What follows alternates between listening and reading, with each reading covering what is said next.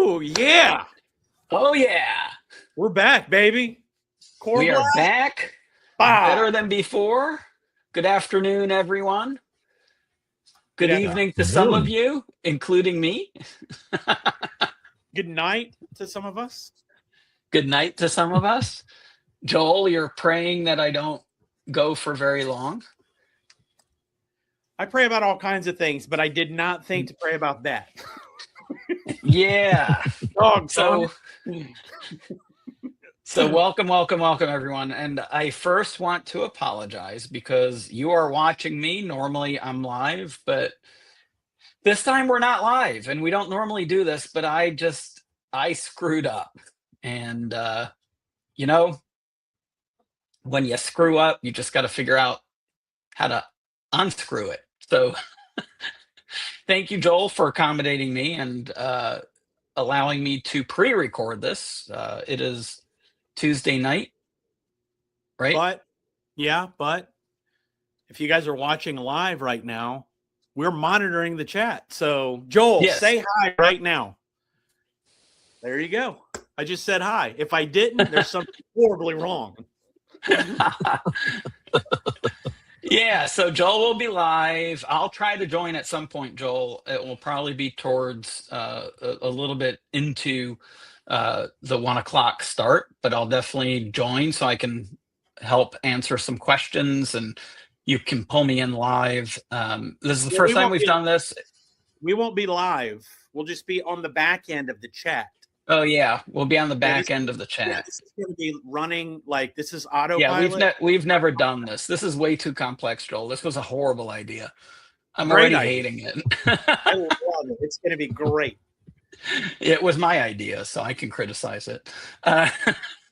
So, I mean, I think the good news is we were scheduled to have it, obviously, to go live, which we're going live tomorrow at 1, but we were going to be completely live.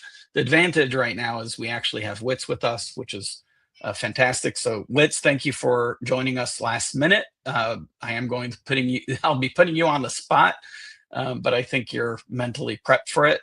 And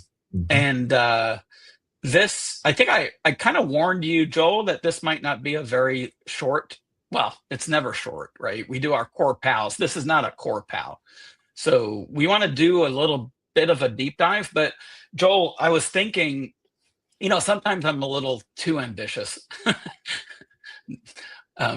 You've known me for long enough. So I'm thinking we actually might do a series of these, meaning in quick succession. Yeah. What's that? I think that would be great. Yes. So the whole idea, what we've been doing with the coreBLAST is really kind of showcasing what's coming. But we're now shifting to a new era where we're going to show you what's there. And we've done a little bit of this, but I really want to go into a kind of a deeper look of the new platform. And I'll definitely highlight for all of you what is available today, meaning if you go into your Coreware platform, you'll see there's several modules, and I'll highlight each module. And the idea is we're going to try to take this particular coreBLAST and split the videos, use some of it for training. That may or may not work. We certainly can record separate training sessions, but I'm hoping, we can actually kill a couple of birds with one stone because we're running at 1,000,000 miles an hour in a good way. There's a lot of exciting things happening. I know many of you watching this who are customers, you're probably fully aware that we've switched our help desk chat system, and I'll be talking about that because it's very relevant to talk about that. I think what we'll do is we'll figure out another day soon, very, very soon, where we'll go over a couple of the modules, and I'll bring in what I call the SMEs. You know what a SME is, Joel? I have no idea. You don't know what a SME is? I bet Wits knows what a SME is. Subject matter experts. There you go. Hence, Wits is here, right? So everyone who knows Wits, you've seen him, I'm sure, in other webinars. He's a subject matter expert, certainly, when it comes to marketing. So we'll be talking about that. That's the module that we've had out for a while, but we have some super exciting news. And I know some of you know some of the news, but it's done. So we're definitely going to focus on that. I do want to kind of jump back a little in terms of the marketing module and go over each what I consider a submodule. And before we do that, I just want to walk everyone through just the overall system to show you what all of the icons are, so everyone gets a feeling of how to navigate and what means what in terms of what you're seeing on the screen, and hopefully clarify some of that. So we may be joined by a guest where we may at some point kind of break into talking about our update for coreFORCE, because we've had an update. I think it went out today. I think I did. Okay, perfect. And a lot of exciting updates there. As everyone knows, we're modernizing the coreFORCE platform. At the same time, we're working on Coreware as the ultimate platform, our single platform that will end up being really your complete business operating system, hence the word BOSS. So with no further ado, let me share my screen. I'll start sharing my screen, and let's see. Assuming I can find my tab. Surprise, surprise, I've got a lot of tabs open, guys. I know that shocks you. No, no one has looked shocked here. All right. So, dark mode. This is, yeah. So that's a good place to start with. But this is the Coreware platform. Now, I am going to highlight what modules you will see. If you literally, even during the webinar, you can just, if you're running CoreStore, you have access to this, and you can go in CoreStore, you'll see a Coreware menu on the left menu options, and you can just click that. That should take you into the actual Coreware platform. If for some reason you get an error, we're monitoring those errors. We're making sure. So just if you got an error before, just try it again. If you've never gone into the platform, just follow the prompts. If for some reason it gives you an error, it literally, we're monitoring anytime someone goes into the new platform, so it should be fixed. But feel free also to reach out to support, and everyone will have access to. And I don't have necessarily a user set up so we can see exactly what you see, but basically, you will see nearly everything that you're seeing on the screen. On the left side is all of the different modules. So I want to be really clear in terms of what modules you will see today. So you'll see the contacts module, and I'll be going through that today, because that's a whole new CRM module. And what does CRM mean? It's contact resource management. I don't know. I never liked the acronym. Hence, we just call it our contacts module. We like plain English as much as possible. And really, your contacts module is where you maintain everything from your, not just customers and suppliers, but also your employees, because an employee is a contact, your prospects, your leads, right? So that's all of your contacts. And it's a really powerful module. We didn't really have a CRM before. We had some features of a CRM, and really the idea of the CRM is to help you manage your relationships with your different contacts. So being able to easily track just your, what we call touch points. Anytime you hear from someone or you want to record that, it's where you track their complete history. If it's a customer, that's where you should be able to easily see what products they've purchased, what subscriptions they've signed up for, what service requests they had. So it's really, in essence, the hub of your business operating system, because at the end of the day, right, you're running your business by dealing with contacts, and that will probably end up being our default module. You'll notice when you go into this, your default module is actually the marketing module. So contacts and marketing. You will see the scheduling module as well, and we're super excited about the scheduling module. We've talked about it a lot. We've released it. We've got customers running it already. This is really a tremendously powerful module, not just for gun ranges. It's really good for any business. If you're operating in the firearms industry, which most of our customers are, but we now have some customers in other industries, you can use the scheduling module for being able to, if you've got, for example, again, I'll use the gun store as the example. If you've got a gunsmith and you want people to schedule a time to come in, you can publish that calendar and let them schedule a time. The scheduling module includes a wait list. So again, very applicable for ranges. But when you're, let's say the weekends, right? We know weekends at gun stores are super busy. If just maybe on the weekends, you want to put up a wait list that when someone walks in, you've got a tablet, they can scan the QR code because they want to talk to one of your salespeople and really spend some time looking at a particular firearm. So the wait list is again, very powerful. So that's the scheduling module. Again, you can schedule if you do classes, right? You don't have to be a range. A lot of gun stores have classes. We track everything from being able to register to the class to being able to track the attendance.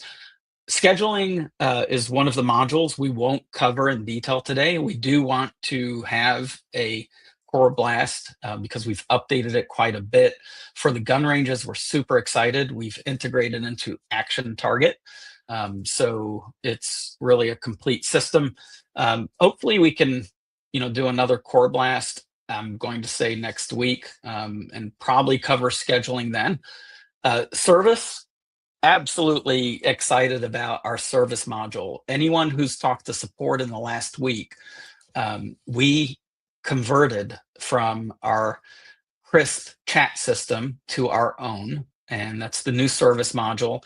It handles ticketing much, much better. I know we had some complaints about how tickets were handled in our current help desk system, and service becomes really an essential module for any business because at the end of the day, everyone has a function that's really a service function, customer service, right?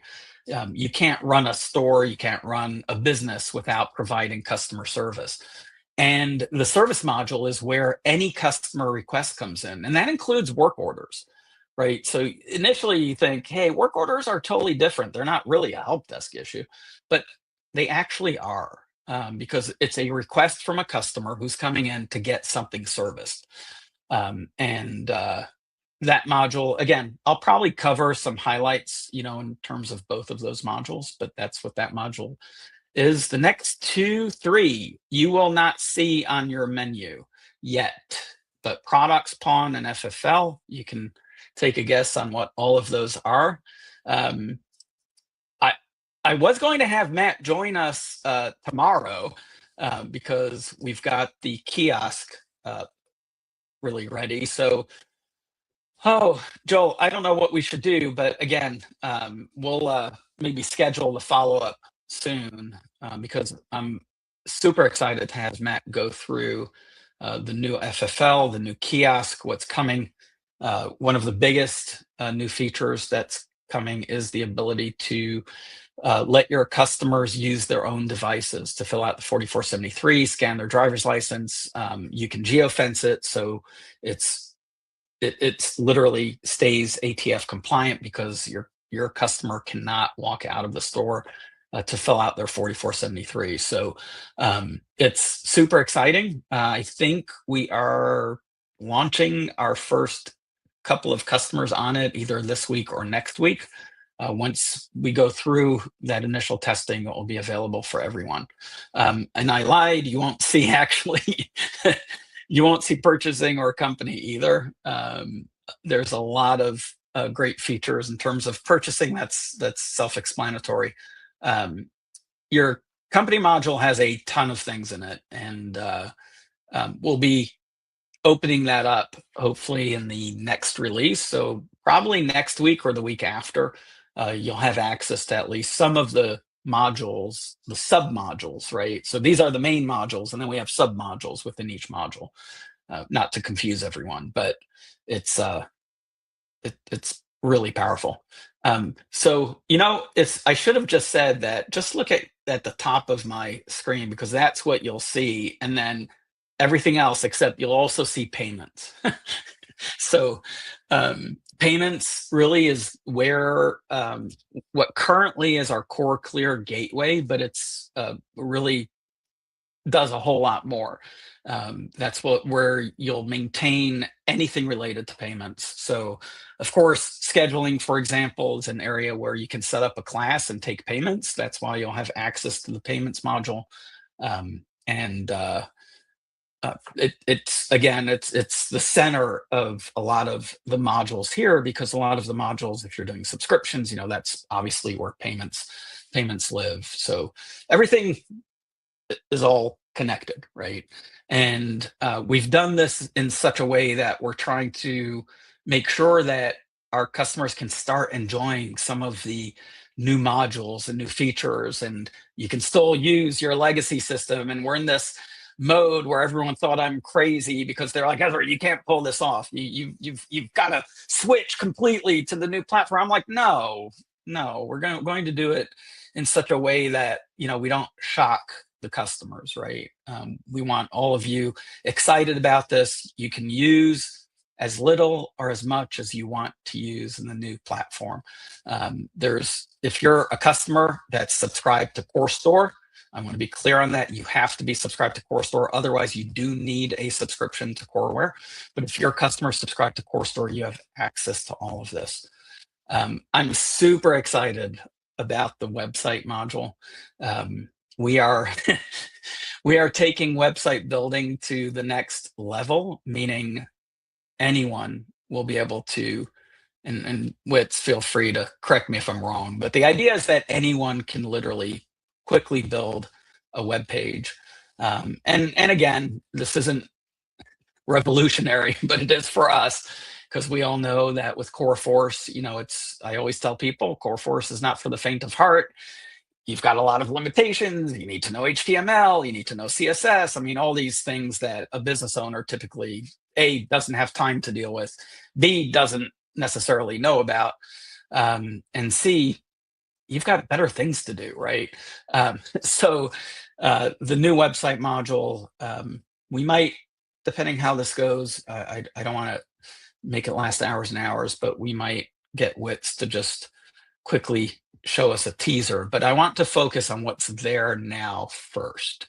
That's what's important, because part of this is to provide you with some training so you can access the modules and just feel free to look around, and I want everyone to feel comfortable. So all the modules are on this left side, right? A couple of things I want to point out. One of the most important things is you'll see there's icons up here at the top, right? So I've got, this is just where my account information is, right? And Wits will talk a little about credits, so I won't show that yet. But basically, this is very simple. It shows who's currently logged in, and it's me, of course. And then I've got my account and credits. So this is, I don't even know if this is, I think this is released. So we do have a new time clock, which, Joel, you can always put a link to the video on the time clock functionality. But you've got obviously the ability for your employees to clock in and clock out, similar to what's in CoreStore now. One of the most important menu options here, or icons, is the dark and light mode. Again, you choose your poison. If I stayed on the screen at this point, Colt would just give me a hard time. So I'm going to go back to dark mode unless the vote is to stay in light mode. But then I get all these messages about being blinded, especially, I guess, well, it's late at night for us. So night mode is where we need to be. You can also choose system and it will switch automatically for you. I tend to work in dark mode, but then sometimes I'll go to light mode, and I kind of like light mode. As much complaining as I hear about it from the youngsters. I don't know, the light mode for me. What mode do you usually work in, Joel? Dark. Wits? I prefer light mode. Nice. I know. No, I jump between the two. So yeah. Over here helps me see the colors. That's why. Yes, I agree. Yeah. So the icon, the bell icon, is notifications. And I do want to just show everyone, I'm currently on the Coreware instance of Coreware. And what I mean by that is we are our own customer. I know that sounds crazy, but there's an old expression, the cobbler's kids walk around barefoot. We've been walking around barefoot for the last 6 years. Joel, do you know what a cobbler is? Ezra, I'm not stupid. It's like a fruity pie. Exactly. I'm just testing you to make sure you're paying attention, because I know it's late for you and you're an old man, and I'm making hungry. Sure you stay awake. You're hungry. Well, yeah, you got me thinking about cobbler and shoes. Oh, yeah, that's true. Yeah. So, in a way, it is funny, because I think a lot of businesses suffer from this, right? You tend to make sure to take care of your customers, and you sometimes don't pay enough attention to really your own, right? And for us, from a system standpoint, and boy, am I suffering for those decisions. But when we started, we started creating like a Frankenstein for Coreware. We had a CRM product, right? A contact management product that we wrote. We ended up using we ended up starting to use Gorilla for some of it. We had another system. And at the end of the day, we literally created quite a mess for ourselves. We talk about unify and simplify, right? That's one of our taglines, and we were guilty of absolutely not doing that. And really, the culmination of all these years, the Coreware platform is truly where we've been aiming to head towards in terms of unifying and simplifying. And the good news is we're not just trying to help our customers unify and simplify, but we're doing it for ourselves. And that becomes really important, because that means that we'll find the problems a lot of times sooner than all of our customers, which, a lot of times over the years, people would say, guys, how did you not know this problem was there? Or how come you didn't think of this obvious request? It's because we weren't using our own systems, right? Which makes sense in a way, because we're not in the same business as all of you. But we're not retailers, right? But at the end of the day, when I started thinking about our new platform, I realized, really a business is a business is a business, right? I mean, we're all different. We all operate our businesses differently, but we've got, just like you have customer service requests, we have customer service requests. You have work orders, we've got work orders. If your terminal is broken, that's a work order, and sometimes we have to return it to the manufacturer.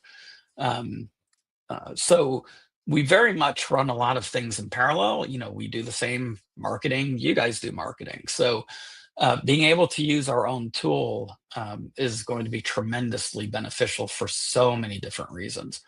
And literally, these are my current notifications, and you'll see that I've got a request assigned to me, right? And this is where I can either click on this and actually go see that notification. So I can literally click on it and it will pull up, I can look at either the details or go into what we call the OpsCenter. And the OpsCenter is again, a really exciting part of, oh, good, it switched. I need to make sure that it switched to the right tab. But this is where, and again, I don't know, I don't know what's going on here. It looks like we've got a real issue here. It's a request that looks like a subscription issue. And right now, subscription issues, we have it set to be directed at me. This looks a little overwhelming, right? We call it the OpsCenter for a reason. But a lot of our employees, this is where they're living, because we're handling all customer requests. And it's not just our support team, but it's our accounting team, our onboarding team.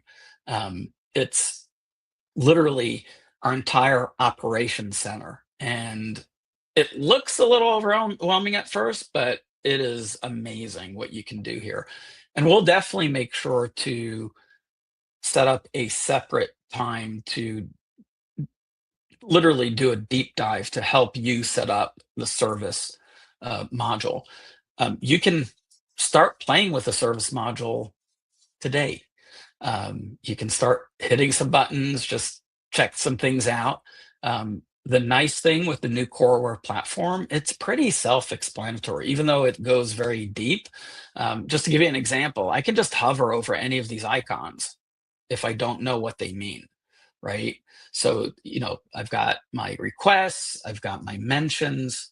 I don't know if my tooltips are showing touch points, and I can zoom in for you guys so that's my team. This is unassigned requests. This is currently our open. Oh, wow. We need to figure out why that's showing so many.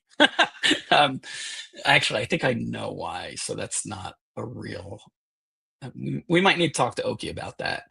But again, this is where a lot of our operations live. And again, you might look at it and go, oh no, this looks complex. It really isn't.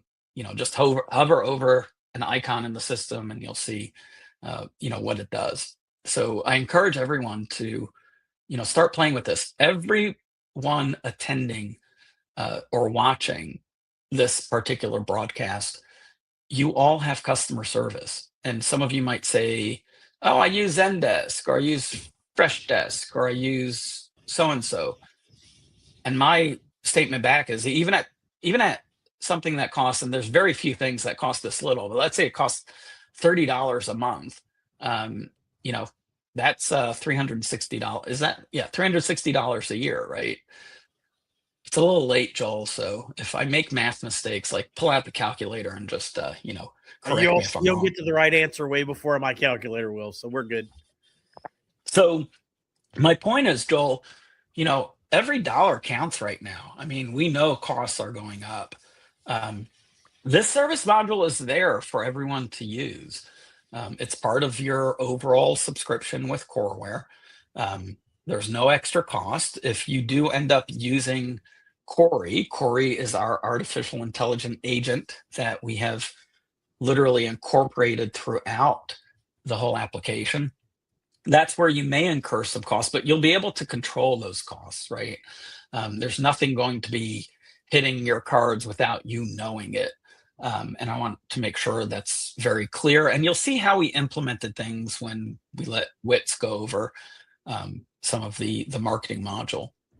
So service module is, again, a module that's extremely powerful. And Josh Oki is our subject matter expert when it comes to service. And we will definitely, he is actually out sick. So it works out that we're splitting this into a few sessions rather than trying to go. My thought was to go a marathon basically and break our record. What's our record, Joel? Like 4 hours? A little over 4 hours. Yeah. So the goal is maybe not to do that. Yeah. I think it makes more sense. So yeah. So again, yeah, absolutely. So just to go back to I'll just go back to the marketing module. So just to go back to this is where I can look at all of my requests, right? And I've got 43 unread ones. And anytime I just click on one, it will take it off the list and mark it as read. But I can also mark all of them as read, right? And also I can have a notification, an audible notification. So keep in mind that, this notification is for anything that's happening throughout the Coreware platform. And these notifications will get more and more sophisticated, as we keep enhancing and using them. But for now, it's good for you to check your notifications. And typically you won't see, as many notifications as I have right now. There is a company portal and a Coreware portal. The Coreware portal is for you, the customer, to see your actual activity with Coreware, your current subscriptions. It's basically will open up essentially almost like a My Account page, but it's a little more elaborate. The company portal, again, we're not going to go through it in detail today, but it's really exciting because that portal is for your customers, and you'll be able to configure what they can do and what they see on that portal. So currently, we have, for example, in CoreStore, a payment link. We've got a My Account page in coreFORCE. You might go somewhere else. Your customer may need to go somewhere else to look at their purchase history, etc. We're bringing all of that into just the portal, and you'll be able to really theme that portal so it looks like your business, so your customers can easily identify it, and you'll be able to control what they see and what they don't. It's already functional with the modules that we're looking at. One of the nice things is it's a central place, again, not just for purchasing activity, not just for your subscription activity, but also for your service requests. For example, if you just want to go have your customer go see, hey, what are my requests? They'll be able to go right to the company portal to see that. So super exciting. The next thing is my inbox. So again, the inbox, we actually prefer using our overall OpsCenter, which is you can get to the OpsCenter right from your inbox, and you can open it up in a new window if you want to. So you can have just a window sitting there with your whole OpsCenter. Your customer service folks can have that OpsCenter running all the time. But you can also quickly see all of your inbox. And your inbox consists of requests, right? Those are requests that were assigned to you. Hey, Colt's here. It includes what I submitted, because I actually submitted some requests to my team, right? So I can quickly click that and see my requests. It will show any tasks that were assigned to me, any work orders, and also suggestions.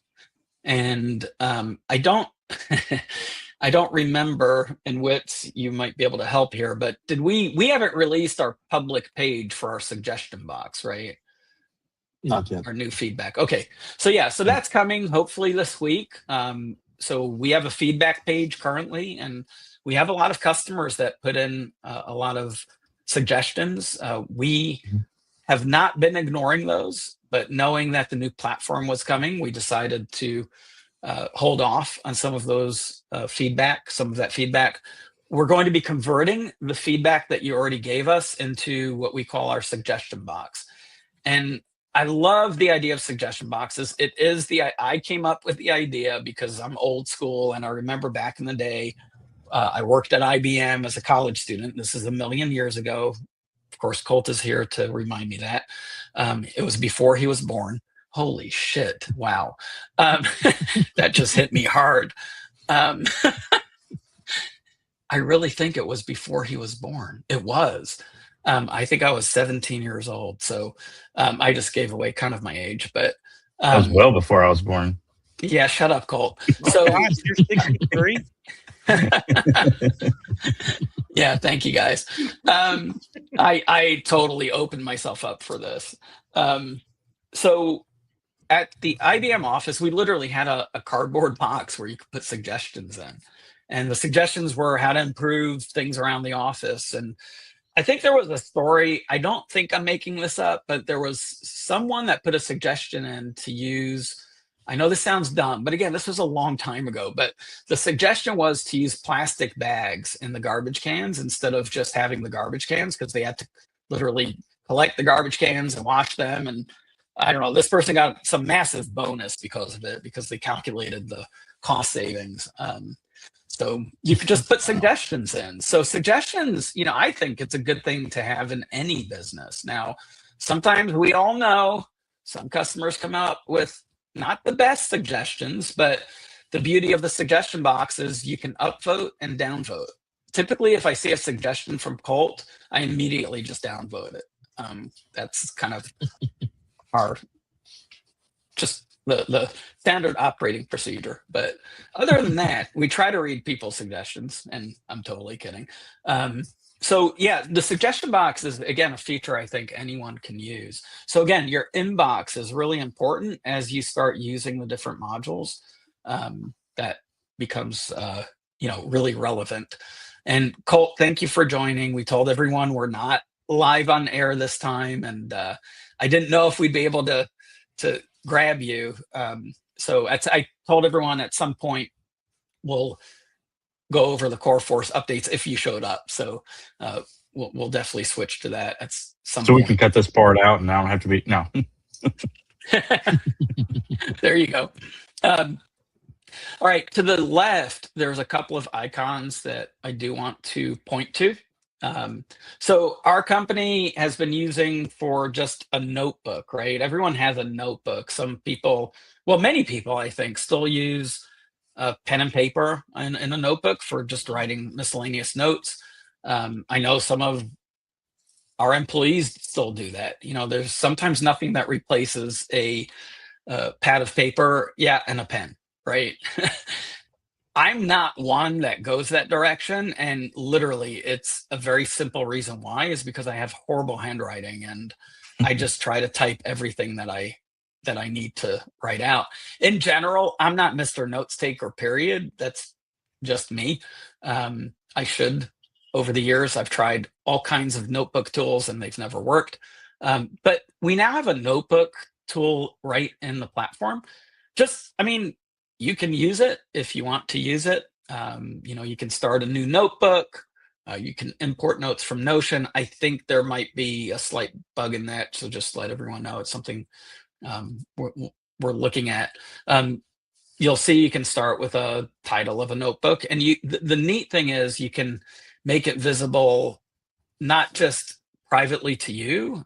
You can make it visible to your team, to the whole company, or to the public. Right. So if you want to share a notebook of just notes, I don't know, maybe you've got a class, right? And you just want to share your class notes.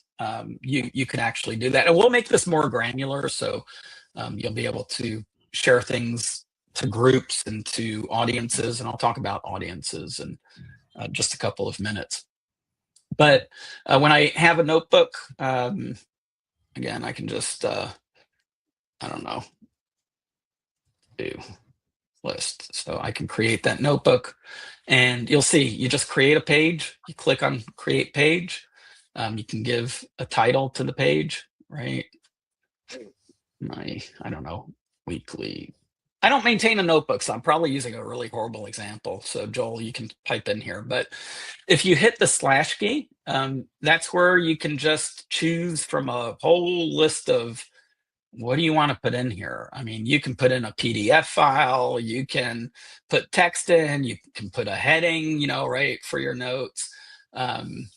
So this is a heading, and then you can add, right? And I can now do a to-do list, right? So I can just say task 1, task 2, task 3. I can then add, an image or something. So a lot of flexibility here. I think Colt has tried to use this. I don't know if he is using it. Oh yeah. But oh, cool. And again, we put this in here, with, again, just the intention of trying to make our lives easier. But we thought about it as we put things in. We keep thinking, hey, we'll just open this up to all of you, right? And it will get a lot more sophisticated because Corey is in here as well. So if you're doing research on something and you're teaching I don't know, Joel, what would be a good, you're good at an example of where we might want to do some research. Everyone out there should probably be doing like YouTube videos. Your store should have a YouTube channel. This would be a great place to write out the notes. If you have other videos that you want to reference, you could put those videos in there or links to them. Any articles. I mean, this is a really powerful note taking. And I'm not just saying that. This is the first time I'm seeing it, by the way. And I'm thoroughly impressed. Oh, you haven't seen this yet, Joel? I have not, and I'm really impressed because I'm the same guy. The best note-taking app that I've ever seen it's called Obsidian, and it's just too complex, but you can do anything with it. But I see people doing some magical things with notes. I mean, if you really want to get organized, I can see like a manager having notebooks for each individual employee, right? And you're putting tasks in, and those people, when they log in, they go to their notebook and like, what do I have today? So it's very, very powerful. I like it. Yeah. So I just want to let all of the customers know the beauty of the way we're doing things, it's very different than before. So things evolve, and they're evolving quickly.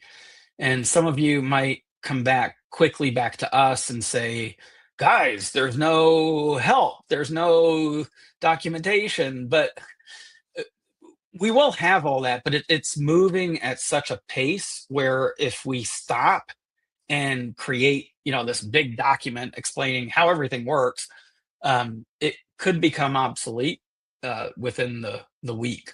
So we're trying to make sure that it's intuitive enough, right, for you to use it. And obviously you can reach out to us for help. And we're also creating what we call onboarding wizards. And we'll be able to show that when we go through the service module. Again, that won't be today. I think we'll try to do that next week. And the onboarding wizard will help you set up the module for your business, right? It's think of it as an intelligent assistant, right? Everyone, well, I shouldn't say everyone. Those of you who have been around for a long time, like Joel and I, and Wits, I know, and Colt only because Colt likes nostalgic stuff. So, he probably doesn't remember this, but when Windows first came out, well, not first, I think it was like Windows, 98 or something, they came out. Remember the paperclip guy? Yes. Clippy. Oh, was his name Clippy? Mm-hmm. Was it really Clippy? Yeah, I saw that in the episode of Office, so I don't know if it was really Clippy or not. That's funny. So, yeah, we're trying to reintroduce Clippy, but make it more intelligent. And Clippy was, as amusing as it was helpful, right? Because the whole point of Clippy was to try to help explain things and provide some guidance as you're using Windows. Hey, Clippy can tell you how to cut and paste or get to your controls.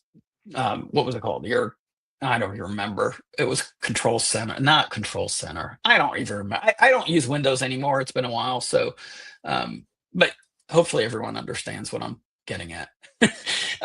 So we're creating more intelligent wizards that will guide you through. So keep in mind, we're working on this, but we felt currently the way it works, sometimes we have to do a little bit of quick training, but the feedback from customers that have been using these modules is, it's pretty self-explanatory. And I think you'll see that as we look at a couple of the other modules. So this is one, just jump into it, start using it. Feel free to put in the suggestions. Right now Corey's here, so you can ask Corey pretty much anything. And I know Joel will start playing with this and give me some feedback, because he's got, I know for Coreware, he uses Notion, and I told everyone we want to move away from Notion. You know, just to give you guys an idea, our Notion bill, I think it's $400 a month because we have so many users. So, you know, for us, you know, you think about it, that is a $5,000 saving a year. That's massive. And, you know, that's not what motivated me to really put this in here. It's, for me, it's about being able to do things more efficiently. So think about this, Joel, is our internal note tool, which I don't know if I called it something. I called it notes. I was just curious. I didn't remember, but we can make it. So the beauty is Corey has knowledge of what's in the system, right? So that helps tremendously because there's context. And what context means is when I use Notion or I use ChatGPT, it has no, you have to feed it the context every time. And yes, it has a memory, but your business changes all the time, right? So if you're trying to, for example, create, and I'll use Joel's example, you're trying to create a strategy for what you should feature on YouTube. Perhaps in the middle of writing these notes, you want to figure out, hey, what should I feature based on what people are searching for on my website? So that's where it's all heading towards, right? Is not just, look, there's a million solutions for AI. We all know it, right? Everyone uses the same tools. You know, today it's Grok, tomorrow it's Gemini, next day it's OpenAI. You know, OpenAI, then, you know, you start getting tired of it, or it starts getting dumber, which it has. You know, you switch. So everyone knows the tools out there, but the tools don't know you. Yeah, they'll get to know you, but you've got to put a lot of work in for it to get to know you. And when I say get to know you, I'm not talking about you personally, you, because I mean, we care about you, but to be really blunt, Coreware doesn't care about you as an individual, right? We don't, we work with you as a business, right? That's who our customers are. So the beauty is everything we're building into the system, it's going to understand your business, and it's contextual, but also we're making sure that we're doing this very carefully, because you as a business, you've got different people working in that business, and these multiple people, each one may or may not have access to certain information, right? So there's a lot to balance there. You know, it's not as simple as, well, they just put the ChatGPT window in and kind of did it, you know, put in a text box that's, you know, I can talk to Corey, right? Now, right now in the Notebook app, just to be clear, Joel, there is no, I haven't fed it knowledge because I'm still trying to figure out how we work through from a security standpoint. So I didn't mean to spend so much time on the Notebook, but I think it's a tool that people will find useful. I do too. So yeah, even if you just start using this, literally, my whole goal is to get everyone comfortable without everyone feeling like Ezra pulled the rug from under them. You know, that was, and now that Colt's here, he can acknowledge that was his main concern, right? He's talking to customers every day, and he's like, Ezra, what are you doing, right? And Colt has known me for 17 years. So he knows sometimes I'll be like, hey, tomorrow we're switching. I mean, we did that with our help desk, right? It was like, we are switching, right? But we're not going to do that to you, our customer. We want to make sure you're comfortable. And that's why we're rolling out modules in a specific order. And if you think about it, most of the modules that we're rolling out, they're almost like bonus, right? And what I mean by bonus is, you know, we do have some customers using Corilla, but it's a big number, but it's percentage wise, it's not a huge percentage of our customers. Well, now we're rolling out, it's a free marketing module. I mean, if you're not using the marketing module, to me, that's a huge mistake. Because it's there. I mean, your reputation, your ability to post to multiple social platforms at once, instead of going into each one. It's literally, it's there for you to use. So then there is what we call the Learning Center. So this is proof that we will have learning materials. Joel, this might be the first time that you've seen this. I'm not sure. But this is something you can actually start using. And you'll see it pops up on the right side here. And just to be very clear, we don't have any guides. We don't have any tours yet. And we don't have any checklists. So you're not, you don't need to put in a support request saying, hey, I don't see any guides or tours. So that will start coming. I promise those things will start coming. But again, we wanted to make sure we're getting to a certain point with the modules before we build certain guides, before we build certain tours. The Ask Corey, I haven't played with it much. It should give you some good answers. It's worth trying out. You can provide us feedback. And that will get better and better. I know most people don't like speaking to AI unless you choose to speak to AI, right? I think that's almost all of us, right? We get pretty turned off being greeted by an AI agent when I really want to communicate to a human. So we really change things around in the current service module, because you are communicating to a human. You'll have the ability to, while you're waiting, you'll have certain choices of what you want to do. If you want to stay in the chat and just chat to Corey and see if Corey can help, we will enable that. Right now that's not enabled, but it's something that you can enable. And again, anything that we enable on our service means you can enable it for your customers. So again, the service module, even if you use it just as your chat on your website, I highly recommend you set up the service module. And again, that's why we'll have I think we probably need to dedicate one of these webinars for the service module. There's a lot to it and a lot of good things. And I think it really applies to everyone. So I think we'll probably get that scheduled next. We'll also schedule, our scheduling module. But again, highly encourage you to just click the buttons and just take a peek around. And some of you may just jump 2 feet in and start using it, and you may have some questions, and that's what we're here for in terms of our support team. The beauty is, if you're jumping into the service module, our support team better be able to answer your questions because they're using it daily.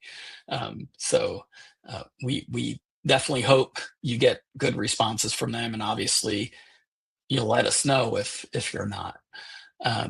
So, all right. So I think what I want to do next is let's take a quick break, and because again, Colt, I appreciate you coming on last minute. For you it's nighttime. I didn't feel as bad asking Wits last minute, but I think this is a good place to break. I think I went over Joel and Wits. I think I covered everything in terms of the overall kind of navigation, yeah. right? Yeah, general. Yes. Good. Okay. So real quick, Colt, did you want to step in? Because again, I know a lot of our audience is using coreFORCE, and we've got an exciting, what I think is exciting update. There's always updates, but I think this is a pretty big one, and you've got a few things you wanted to highlight. So instead of waiting all the way to the end, I'm thinking, if you're up to it, do you want to step in and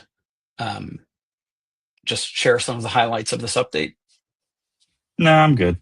No. Okay, cool. Well, no, yeah, absolutely. No, yeah, this update that's being rolled out this week is a pretty large one. We're kind of getting back into our with coreFORCE release updates. We're kind of getting back into our regular schedule again after the holidays and all that SHOT Show. SHOT Show, So holidays, yeah, all of that. yeah.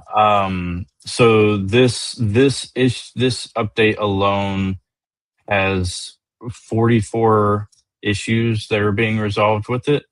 And when I say issues, there's some things that we've added with it and enhanced on, but overall like fixes and stuff.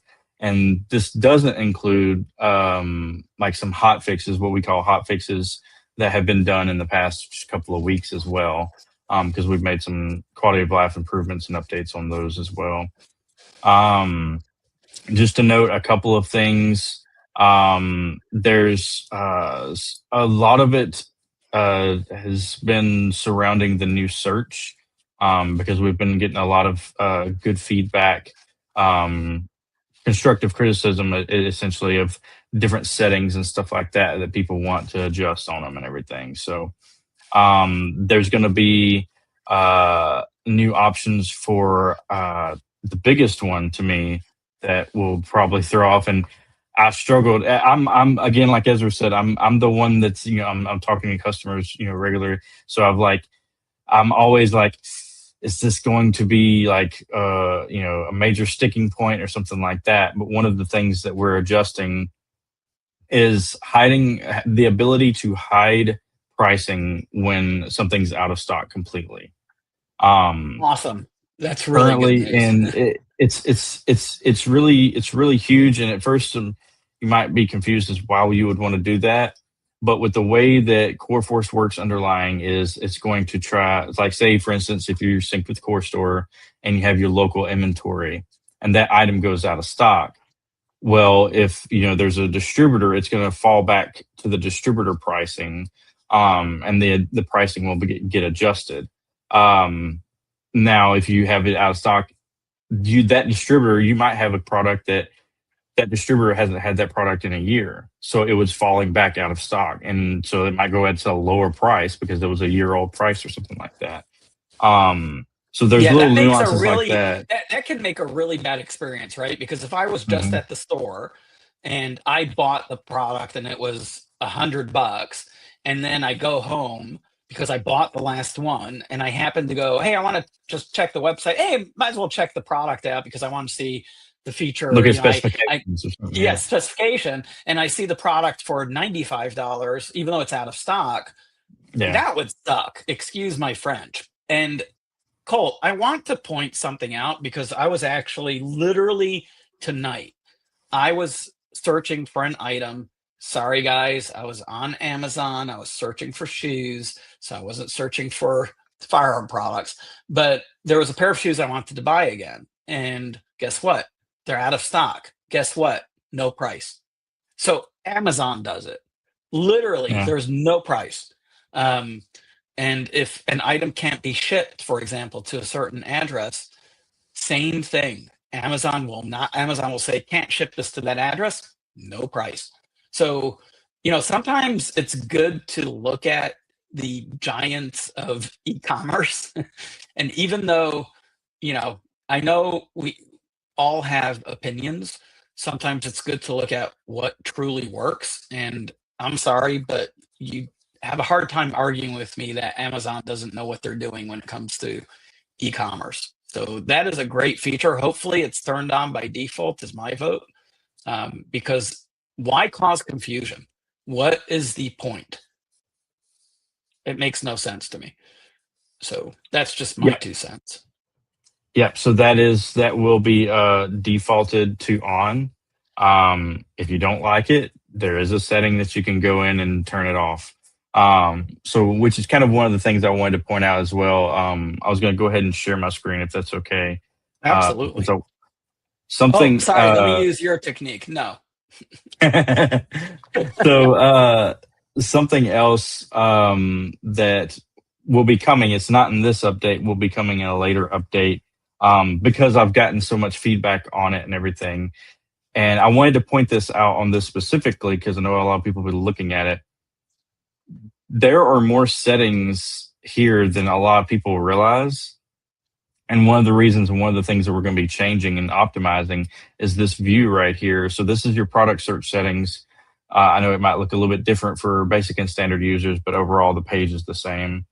So if you scroll down here, way down here, there's a general settings. And this is something that we're going to be improving on the next update. But under these general settings are a lot of things that people don't realize. It's things that people want, but they don't realize it's there because it's, a lot of people focus on the above scroll. Like it's even users, even I'm guilty of it myself. So under here, you have a bunch of different options. Some people don't like when you click on the search bar and it pops up a modal to search. You can change that in here. Some people don't like if you click a product in the search results, like after you've got a list of products and it pops up another modal, and you can see the details and you can close it out. Some people like it, some people don't. You can change that in here to go straight to the product details page or use the pop-up. High price out of stock. So this is the specific setting I was just talking about. So this is going to be defaulted to on for everyone. But you can easily go in and turn it off if you don't like it. So if you wake up tomorrow and you don't see prices for out of stock items, this will be why.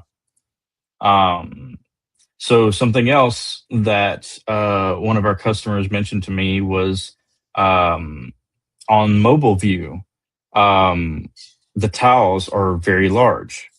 Something else that we're going to be eventually adjusting, but for now we also implemented this to basically make it where you can see 2 products at a time in a window scroll. And that's I know in a this lot of update, people, right, Cole? that's in this update, yeah. Perfect. So I know a lot of people look at PSA, Palmetto State Armory, and they love their website and everything, and that's one of the things that they kind of do. So that's again feedback that we've gotten from customers to put in there. Some people get confused by this.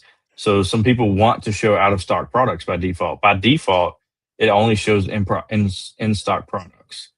You can turn this on. I mean, it's on by default, but you can turn this off to where, like, some people, they might have, a product that they're dropping that they're going to be releasing at some point, or a pre-order product or something like that. They can show those because they're technically out of stock or something. But they want people to know that they carry it if they search for it.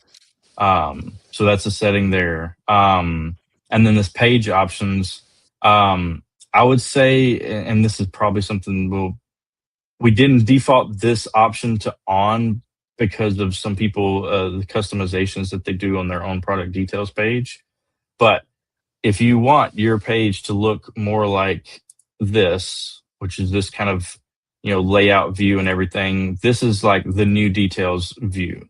So if you want your page looking more like this, then this option right here is what you want turned on. Now this setting was already on there. So these, most of these were actually already in here, but I kind of wanted to highlight this because I know I've run into it time and time again with customers just not being aware. So, but outside of that, you can throw my screen back. So outside of that, there's 12 different improvements, fixes on the search alone, ranging anywhere from adding that feature to visual issues with variations. Sometimes it was showing variations that were like showing basically all your different variations, even if they weren't applied to that product. Another new option, right click to open in a new tab. That was something that somebody mentioned to me, and I was like, it's just a duh. We had that, and it was a little wonky how it worked in the legacy coreFORCE. But now it's a native. You can right click on the description or the image and it'll take you, and you can open that item in a new tab. Sounds really small, but as a user, I completely understand. And then I'm trying to think of looking through some other ones. A lot of just overall quality of life improvements. We're working on a product details page layout customization to improve on that, so that you can customize your own product details and everything like that. I don't think that's quite just ready yet, but it will be coming soon later. Bugs Colt, with I think. Oh, I'm sorry, Colt. I was just going to interrupt you real quick, but I think it would be also good to maybe once we get the new search, the new layout done, maybe we should do a webinar just on the new, just refreshing everyone on everything they can do with the new search. And then we probably should do the same and have a separate session for on the checkout. Oh, There is so absolutely. much you can do on the checkout, especially. I don't think anyone's really paid attention to this, but the ID verification, I think, is a really good feature, especially if you want to continue selling into California. But yeah, so Joel, I'll let you make a note in the new notebook, and we can probably schedule a couple of coreFORCE webinars, which we haven't really done a coreFORCE webinar in a while. So, coordinate with Colt on that. But I think people would appreciate just for us to go through, because again, we're now fast and furious in terms of all the updates that we're doing, and we tend to forget sometimes that we need to help just provide all that information and train people. Yeah, absolutely. Yeah, that'd be great. Yeah, the new search alone is I'm really excited about in general. There's a lot of stuff, a lot of fixes and updates for using the new search. So I looked at it today, and we've still got about a little over 100 people still using some form of legacy search for one way or one reason or another. So I'm trying to get that number down and get it wiped out, because at this point, I don't really see any reason for people to not be on the new search. Some of our biggest customers have been using it and everything like that, and it's been pretty solid. And Colt, would you say at this point that's even more true for the new checkout? That's a new search. Yeah, I meant new checkout is what I was talking about. Okay. You said search, so yeah, I said new search. My bad. Okay. Yeah, I was specifically talking about new checkout. The is checkout. What I meant. Yeah. But yeah, and the improvements and what is coming down the pipeline on the new search as well are really exciting too. So yeah, I would say I think you would agree. I would think by the end of this month, should be no customer not using the new search and the new checkout. That's my goal. Yeah. New checkout for sure. Yeah. End of Q1. Yeah. Cool. Very cool. Any other golden nuggets that you've got? Man, somebody mentioned. I had a customer mention, "Is there a dark mode for coreFORCE today?" And I was like, "Oh, one day I can dream." I'm gonna will it into happening at some point.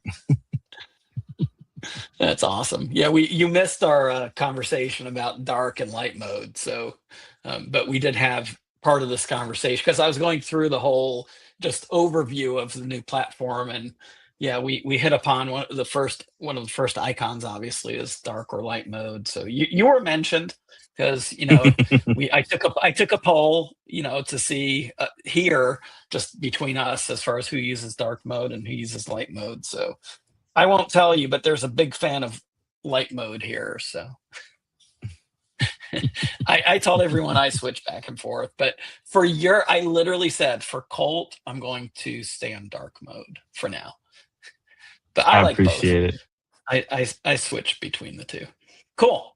So at this point, what I'd like to do is just quickly run through first, and I'm not saying quickly, just to give a quick overview of the marketing module before I turn it over to Wits, and I'm going to have Wits work backwards actually this time on the marketing module, because to me, it's the rightmost sub-module. So again, let me share my screen here, and then I'll stop sharing Wits, and I'll let you take over. Or that, oh, I was already perfect. Thank you, Joel. So again, for every module, right, within the Coreware platform, when you first go into that module, so again, this applies, we're trying to make things consistent, right? So typically, the first thing you see in a module is the actual dashboard. And we're trying to make these dashboards extremely functional. You know, they're not there to just be pretty. They're there so you can see and quickly act upon, you know, different data points that you see in your in your actual dashboard. So again, from an overall module standpoint, as you work through each module, you typically will first see the dashboard. Everything at the top level menu is what I have named sub modules, because I don't know what else to call them. You know, it's because each of these, literally, in every module, they contain a lot of power. They can stand on their own a lot of times, is my point.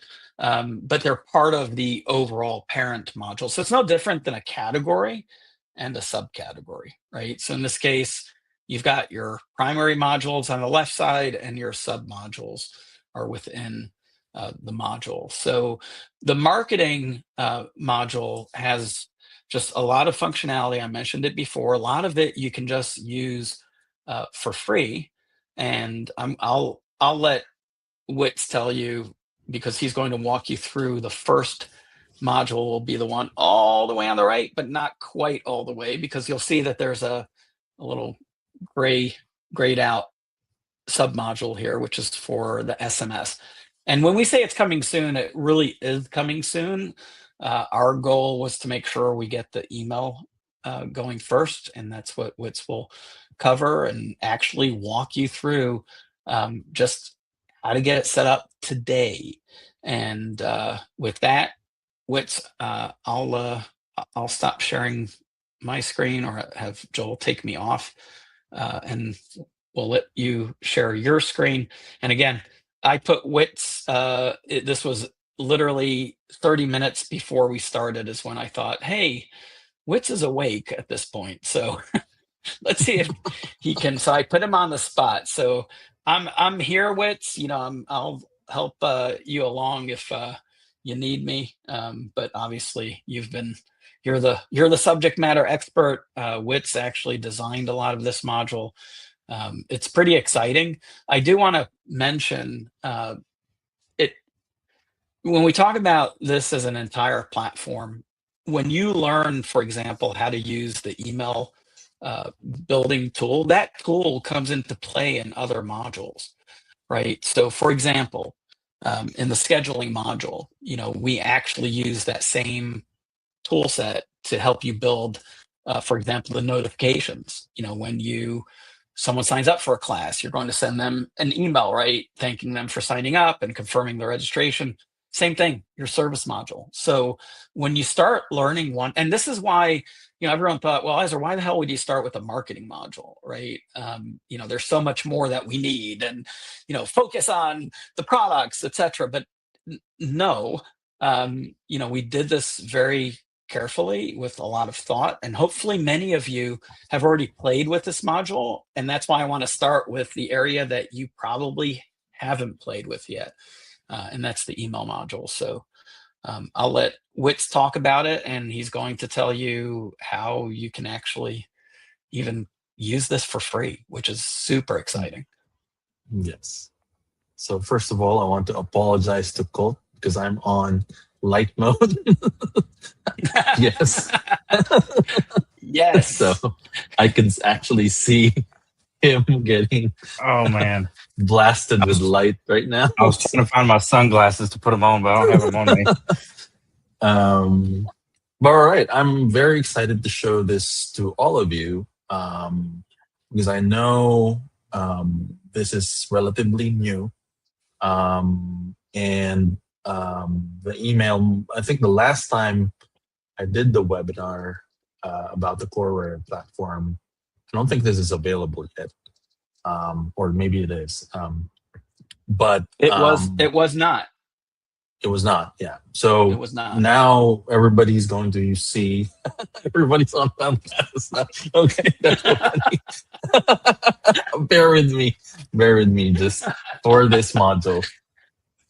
One thing I want to add to what Ezra mentioned earlier, what really sets, I guess, what sets the marketing module apart is all the sub-modules inside are different tools that you can use for your different marketing activities, right? So, as Angela mentioned, it can be a standalone submodule that you can use on its own. For example, you just want to use the reputation module, that's fine. If you just want to use email, that's also okay.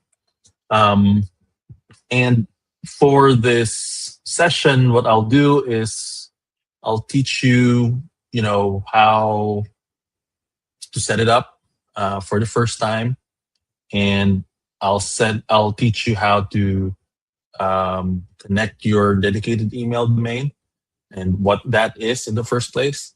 And then I'll also show you how you can build your first email and even how you want to send it. Somewhere in the middle, I'll ask Ezra to talk about audience segments. Yeah, I figured you would. He would be the better person to talk about that. I think you're the better person, Witz, but I'll still do it if you want me to. Yes, please. So, email campaign dashboard. So, it's as a sub module, it also will have its own dashboard. You will be able to see a quick glance of the different stats or KPIs that you are tracking. In our case, I'll skip over this part first because this is an interesting section here. But the first 4 main things that you want to track, in terms of email marketing is your open rate, your click-through rate, and how much money you actually made from all those campaigns, right? What we're doing with the launch of this particular submodule is we're giving everyone, all our users, 5,000 email credits a month for free. So once this is launched and it's available to you, you can actually start using it and send emails to your customers, to your prospects, to your leads, to anyone that you want to send an email campaign to. It's going to be available.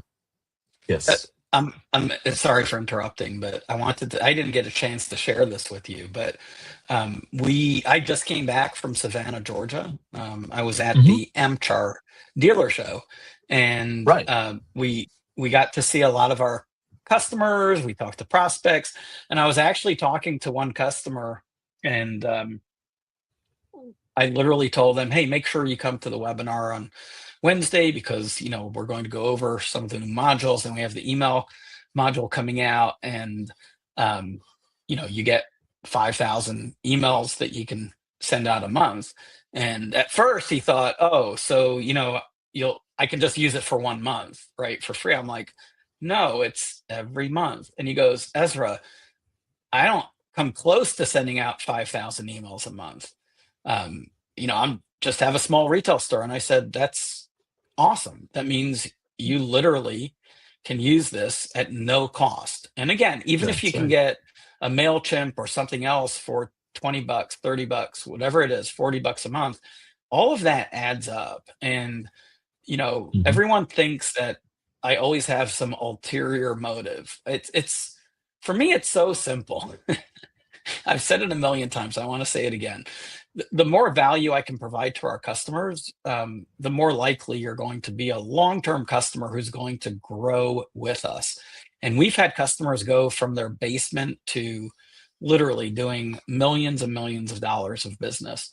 And sometimes that doesn't happen, right? It's not something we assume will happen, right? Some people, in this case, this customer is in a town. He told me there's 200 people in this town. I think that's the number he used, which is smaller than Jefferson, Texas, where I spent many years at. We had, I think, 1,500, which was a very small town too. But, for us, if I can provide the same tools that, the big guys use, and I can provide them to our smaller customers, and hey, if it's something that helps our customers and enhances their business, helps them grow, and again, helps them reach an audience that maybe is a little beyond that 200 population. Maybe I'm circling around a couple of the other towns and I go from 200 to marketing to a couple of thousand, and then it can grow from there. Again, it's phenomenal. So I just want to be really clear here.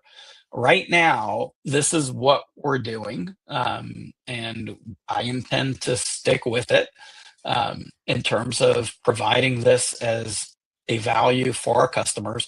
So basically, our marketing module, it's free. Now, as you grow, you can buy more credits, and I'll let Witz go over how you can do that. But I just want to be crystal clear on that. It's there's no catch here. If you're doing business with us, we're just going to keep enhancing our offerings. And again, my goal is for this to be your business's operating system, period. So what you're seeing here today is, again, it's available to you. While we're talking, open up these modules and follow along. Go into that email module, and Witz will show us real quick, which I'm excited about, because I need to set up BFG with this, right? So I'm excited to learn about this and see how easy it is we can to start sending emails.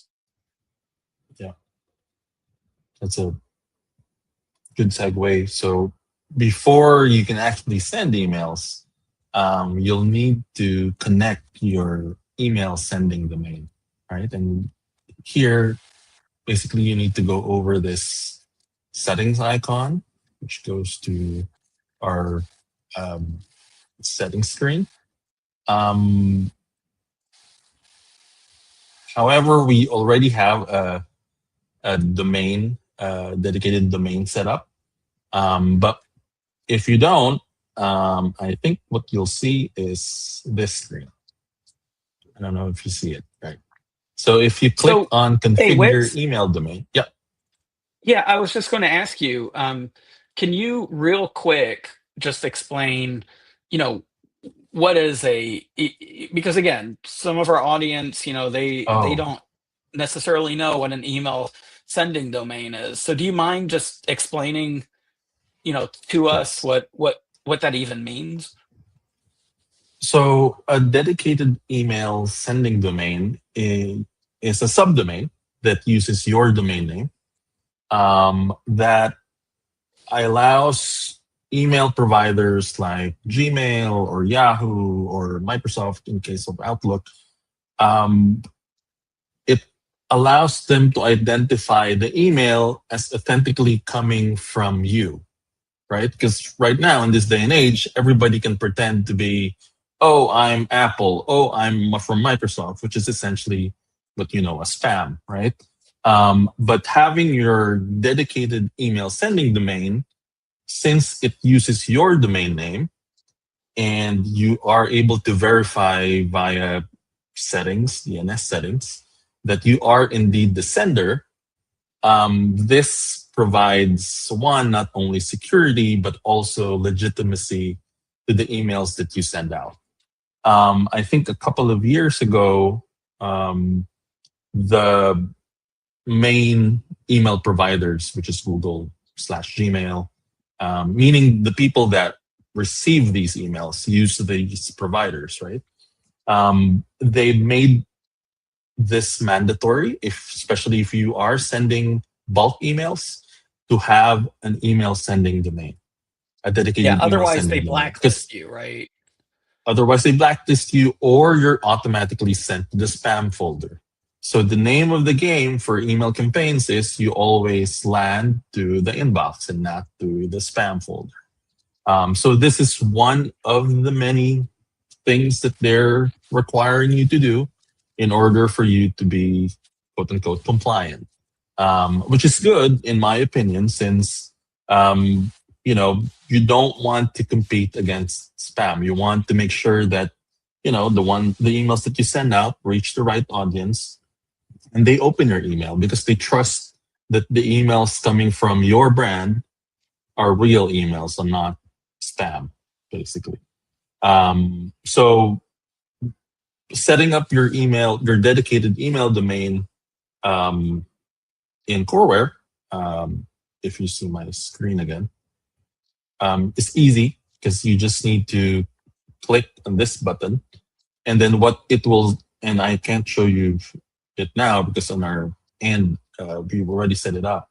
I've got one on my screen that I could click the button if you want me to share mine. So okay, yeah. Joel, can you throw me on real quick? Because this is exciting to me. So we'll just hit configure here. You can even type ezra.coreware.app, for example. I'm actually on mail, or what should I, email or something? I already used email. Oh yeah. Group.com. No, I'm on Buying Freedom Group. So okay. So I typed that in. So at this point, do I just hit create domain? Yeah. Cool. Is that a good one to use? Just email? Is that a good subdomain with maybe let's use communications. Yeah, or marketing or communications. Yeah. Communications. Okay.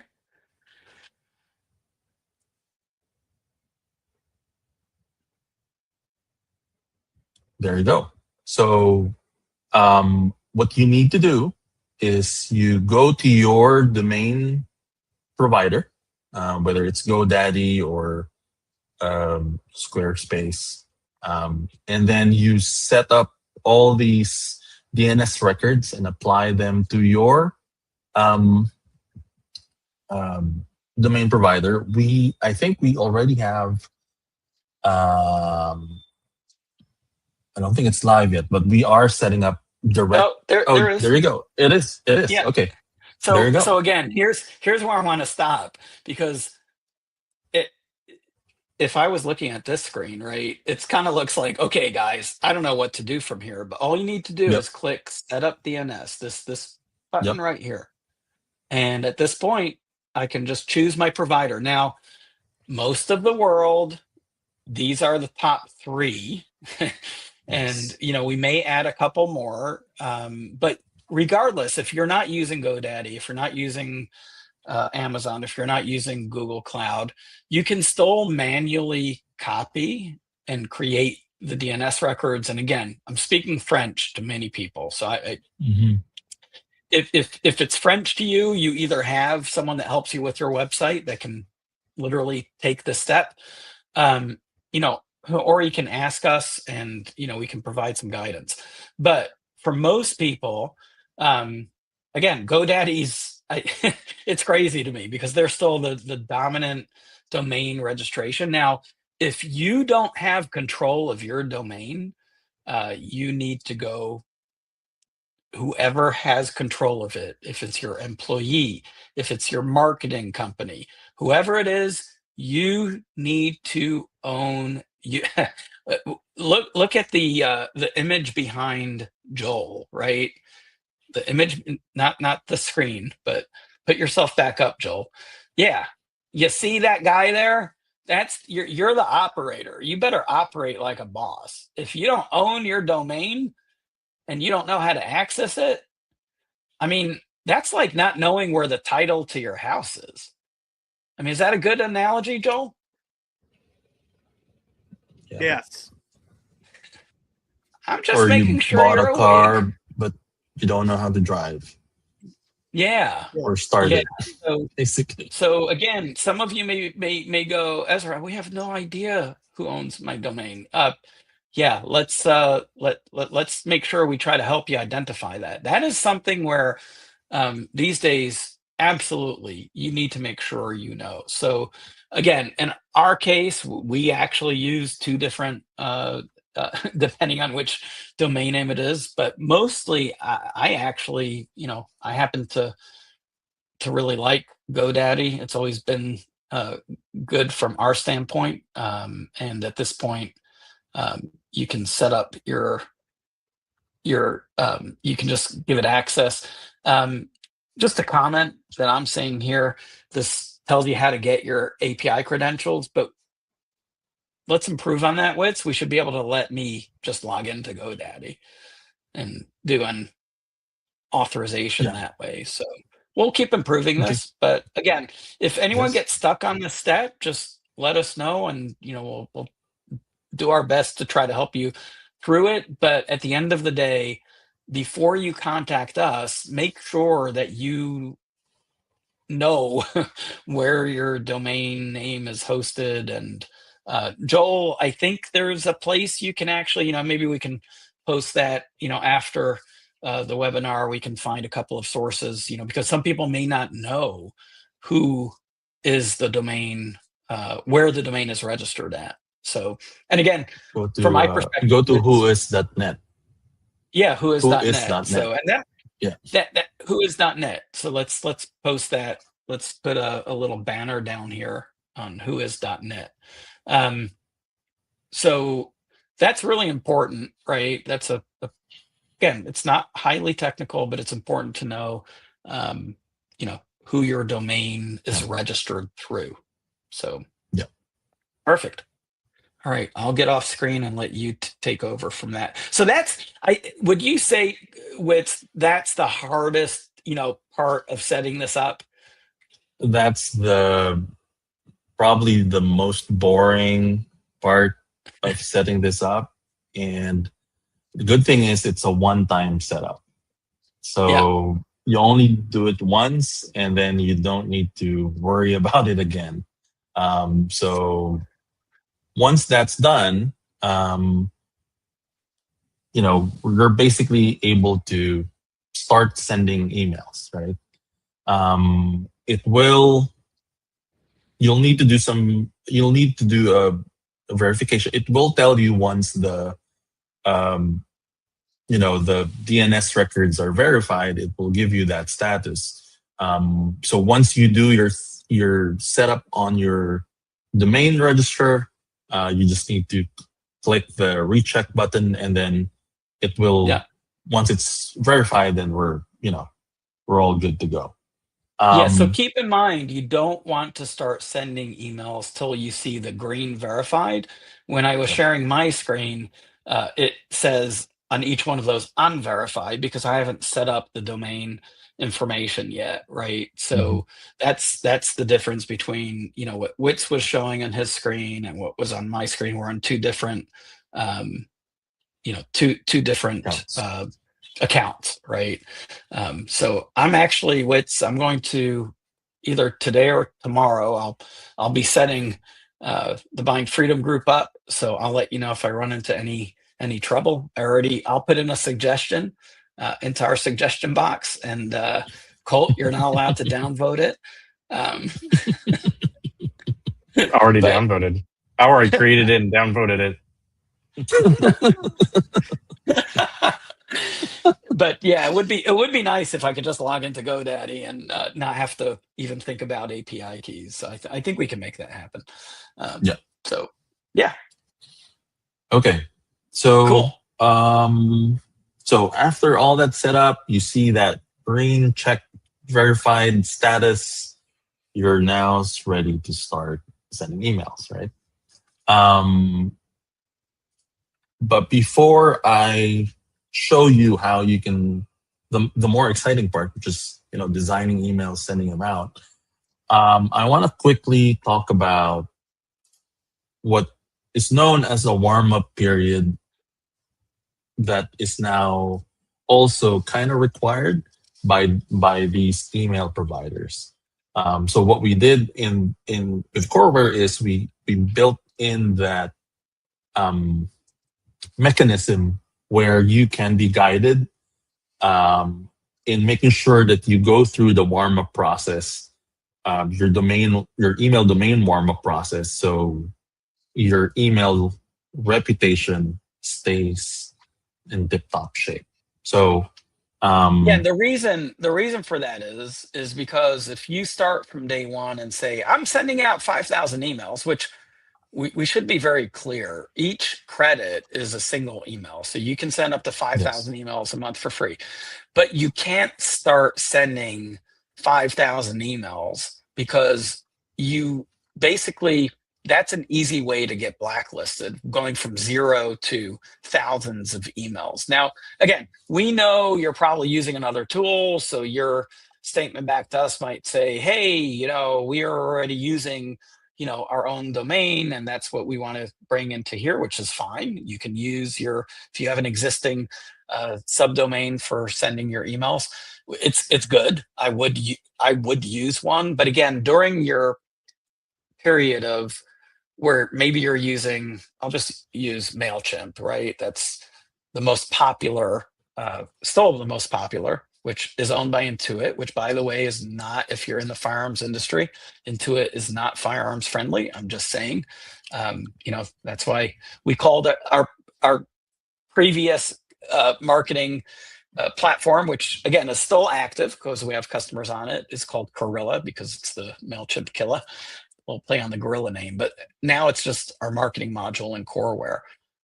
But you want to do everything you can to make sure you don't get blacklisted, because it's a lot harder. It's very easy to get on a blacklist. It's much harder to get off a blacklist. So warming up just means we're going to make sure that we do everything we can from a system standpoint to protect your email reputation, right? And make sure that we set you up for success. So that's what the warm-up period is. If you're only sending a few hundred emails, I don't think there's a warm-up, period necessary. So yeah. So normally a domain warm-up would take 10 days. And the limit for sending out emails gradually increase per day. There are best practices on how to do this. If you need help, you can always reach out to us and ask. But what I would always tell customers, some of our customers that we help out with their marketing, is we have customers that, we already work with 30,000 emails, so now I'm going to be limited back to 1,000. Just send out thank you emails to your customers, right? Thanking them for their loyalty, thanking them just thank them. Just because it's not a mass. You're not sending out a promo. You're not alienating anyone from a deal or a sale. Just send out thank you emails, and that way you can send out, by the end of it, you've sent out thousands of thank you emails, and then you're done with your domain warm-up process. I think that's one of the easiest way to go through this to somewhat painful period. But really, if you just think about, just start thinking your customers, that should be easy.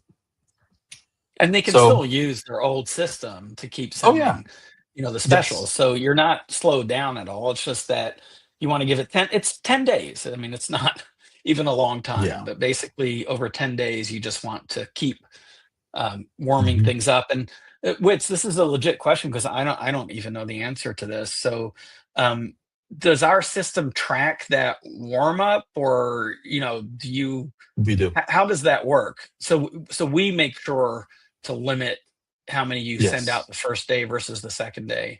That's correct. So we track it based on the sending. Basically, even if you try to send out to 2,000, it will only send out 1,000. Gotcha. So, and then what happens on day 2? does day 2 it's another 1,000, or does it go up from there? It goes up from there. It goes up Okay, from there. so each So day day I 2, can I think, send is more and more.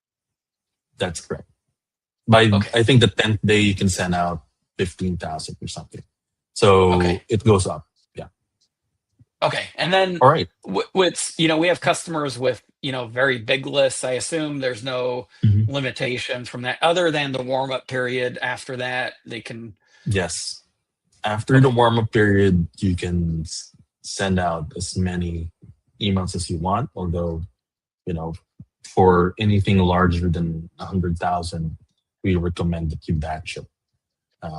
Just also in the best practices standpoint.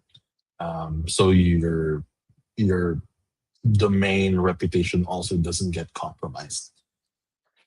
Does the email module, and again, I'm literally asking questions that I need the answers for. So I'm being your pain in the ass user right now. So does the email support staggered sending for those cases? So what's interesting is with our email server, we have an automatic way of doing it. So users don't need to worry about it. Oh, nice. So that's our secret sauce for our email module. Yes. I don't think we were supposed to reveal that. All right, make sure to cut this out, Joel. But it's really quality of life because before, and what most email clients do is you kind of batch it accordingly, right? But with us, you just send it out in one go, and then we'll handle all the math behind the scenes for you, so to speak. So it's fire and forget. We're trying to make things easier for our users, and it's one of the things that we're doing for you. All right, so we're now setting up. You've set up your domain. You can now start sending emails. How do I send emails? Okay, we have this nice green create email button here. It will ask you if you want to start from scratch, basic layout, or a full design template. Where do you want to start, Ezra? Do you want to start from scratch, from a template? Again, I'm going to be your pain. I'm going to be your pain in the ass user. I see the word free on the first two. Does that mean I have to pay for full templates? I think the team either forgot about this or this is a important thing that they want to do. Okay. Where if we want to hire you to, even though this looks pretty easy for me, but I don't have the time, I can still hire Coreware to handle email sending for me. This is where it should go, but I think it was not properly done. So yeah, no problem. Like I said, I put you on the spot tonight. So but this is good because I'm also seeing this.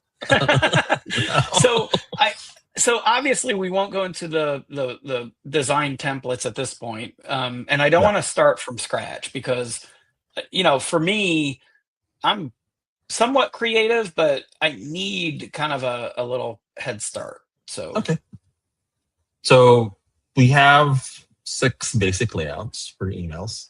You have your normal 1-column, single column layout, your 2-column layout. You have our header and the content, your feature highlight, the sidebar in the layout, and the newsletter layout. Let's do feature highlight. Cool. Which did not work, I think. Maybe. Okay, do a basic layout then.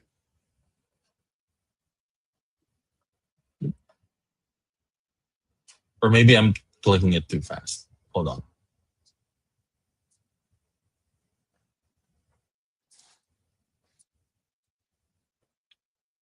So the beauty about recording is we can edit all this out. I think there might be an issue going on. We want to do as little editing as possible since it's so late. So let's make sure we kind of notate the time so we don't cause Joel too much. 1. All right. So I'm thinking we should choose the feature highlight. Is that what you were saying?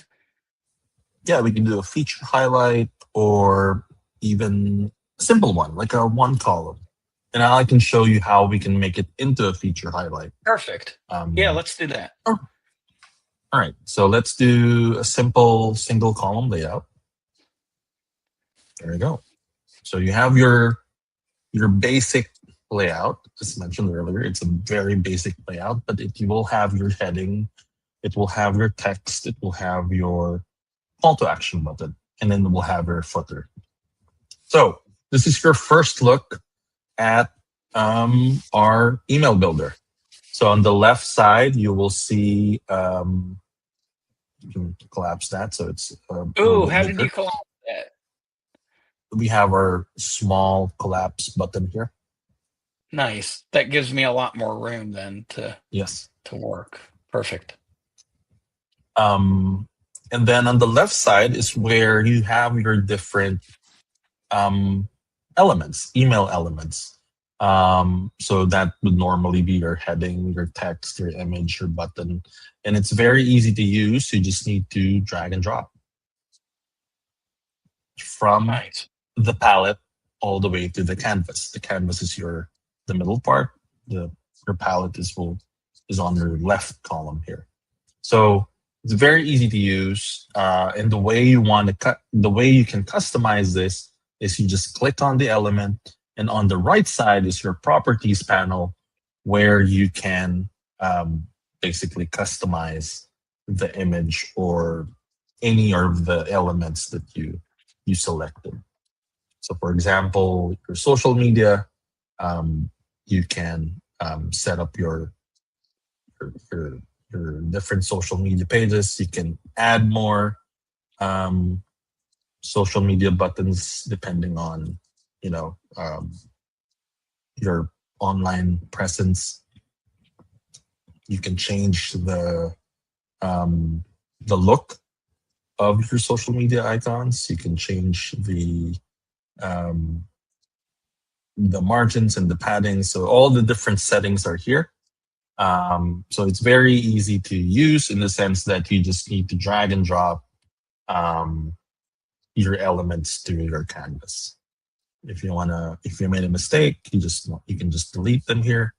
And then let's do a real sample email.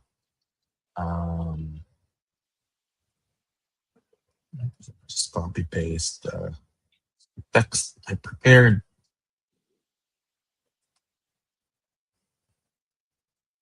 Let's make it a little bigger.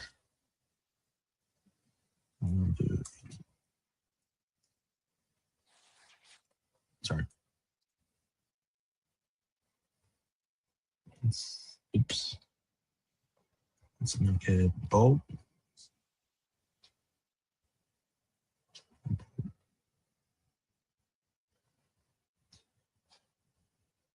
And then you also have a way to, you also have a way to add personalization. Yeah, go ahead. So that I was just going to ask, because I saw it briefly. So that's where we can change the email for each recipient, right? Meaning that is correct. I can greet someone. Okay, perfect. So hello, and then I can add contact info, first name, for example. Oops, nice. Went down there. Not sure why it did that, but it's supposed to go. But you can just cut that. We can move it. Yeah, we can move it. Yeah. There you go. So what this means is in your contacts module, everybody that it will use the first name of the contact. So whether it's hello David, hello Patrick, hello John, it will be personalized to the recipient of the email. And you have different personalization options here.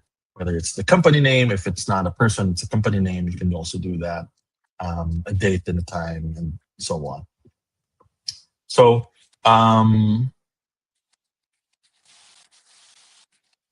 for the button, for example, you can set your links, right? You can change the name. You can change the color. It will pull from your brand module. Colors that you've set in your brand module, which I haven't shown, but have shown before in the previous webinars. But you can also, use a custom color. But whatever you set in your brand module, your primary colors, it's easily accessible here as an option. So this is where the submodules communicate to each other, right? So one of the submodules, and like you said, we've done webinars on it, is your brand module, and that module helps you build your brand if you don't have it, right? Your branding kit, some people call it. But basically, that's where you can put your company colors, your logo, your taglines. And I assume if you pulled in a logo, I was just going to ask, okay, so that is the logo coming from the branding kit. Nice. Oh, and you can have multiple. Oh, that's awesome. You can have multiple logos, multiple logos, because we have different configurations of our logos. So show me how you move that up, because clearly I want that above my heading. Nice. So I just drag that handle. Well, I think I need to add a new row. Oh, gotcha. And you want to put that logo in that row so it's above. That makes sense. Yep, that's correct. And then you can add more layout. So this is the Elements tab. There's a Layouts tab. So if you want to add, let's say, 3 columns. Nice. And then you can add different elements on per column. Right? So and then really depends. Can you hover over that again real quick, right where you were? Yeah. So that lets me move the row up. Okay. So I can hit that up arrow. Okay. So that's how I would move that. Let's say we put a logo in there and I needed to move it all the way on top. I could just move the row up. And then, nice. That adds a column. I was just about to ask about that. That's nice. Nice. It's easy for you to add or subtract rows. You can even duplicate rows. So nice. And these are just quick action links, right? To customize them is on the properties panel on the right. There's also one thing I also want to show you is there's a preview for a mobile view. Nice. So we know that there's more and more people are viewing email specifically, not just websites, on their phones. So this becomes a very important layout exercise for many of our users to make sure that their emails are viewable on a mobile device, not just on a computer or a laptop or a monitor. You can also save blocks, for example. What is a save block? If a particular block is something that you will reuse later on over and over again, let's say it's your main header, you can actually save it.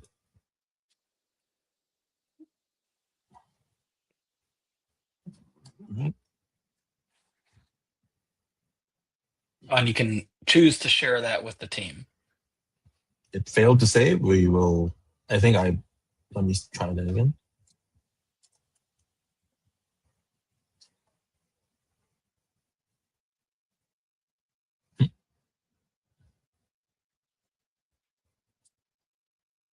We will fix it. No worries. I don't know what happened. But basically the idea is you will be able to save it and then reuse it later on. And then, over okay, and so over again. those under saved is where those blocks would be saved. Yes. So yeah, so by the time, we're recording this, so by the time you watch this, I'm talking to the audience. We'll make sure that it's fixed. Yeah. because that's a really powerful feature. Once I do this, can I save this whole thing? Now I have my, this is going to be my weekly email. Can I actually save this as almost like a template that I can reuse, or how does that work? Yes. You can save this as a template. So first you need to save it. And then it will show up in your drafts. I think,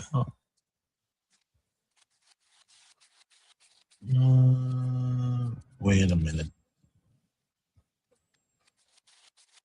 I'm stumping you. There used to be a save as a template button, but I think I removed it in my last because update. Can you gotcha, but you can. So you can. Okay, so real quick, one more thing I want to point out, if you can go back to that, back to where you were. I just want to point something out, because you see how it says untitled campaign. Just if you look way at the top, that's where you can edit that, right? Yes. Yeah. Perfect. Yeah. So this is Excellent. your Apollo 11 campaign. Now let's say you're ready to send it out to your users. And we can actually send it to ourselves, just so we I assume show you everyone. you can just send a test one or something, or yes. So the send or schedule screen afterwards, this is what it looks like. It will give you a preview. So one last look before you actually send it out, to make sure that you're properly doing it. We made it very easy now, so you don't, because the previous version of this you have so many fields, but now we're making it easier via this way. So it's more of like a task list. So now the first thing you need to do is to identify who you're sending this email to. You can use the audiences feature in the contacts module, or you can send out emails manually. So for example, I want to send it out to my Coreware email.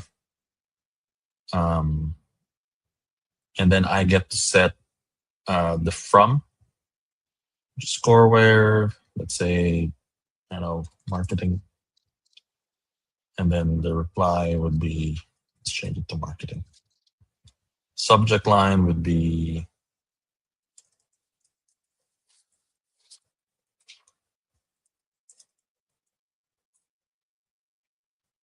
okay. And then we'll send it now. Send. nice. So We see now the total sent shows 1. Yep. And then Open rate is 0. Check my email. That's not it. There you go. I see it. Nice. Well, my name is not recorded, so it didn't show up. Right, because you manually just typed in an email address. So yes. Yep. That makes sense. Yeah. But there you go. First email.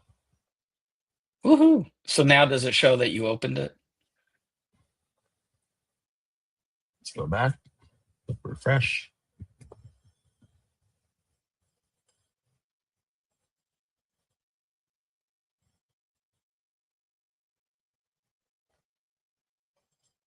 And delivered. Oh. See, open 0.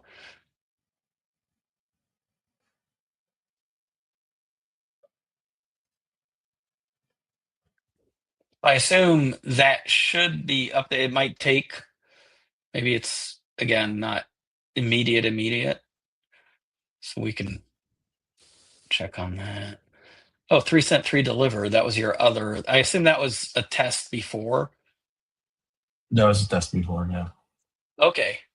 So at least we can show how that does show up. Yeah, this is a test from before. Okay. Which did. Yeah, I assume I it just might don't know take how a couple of soon. minutes. Yeah, I think it's Yeah. it's not instant, but it should show up in a few minutes. But that's basically Yeah. what I wanted to show is it will show you the delivery, rate, which tells you how good your list is, right? Because it will show, in this case, it's 100%.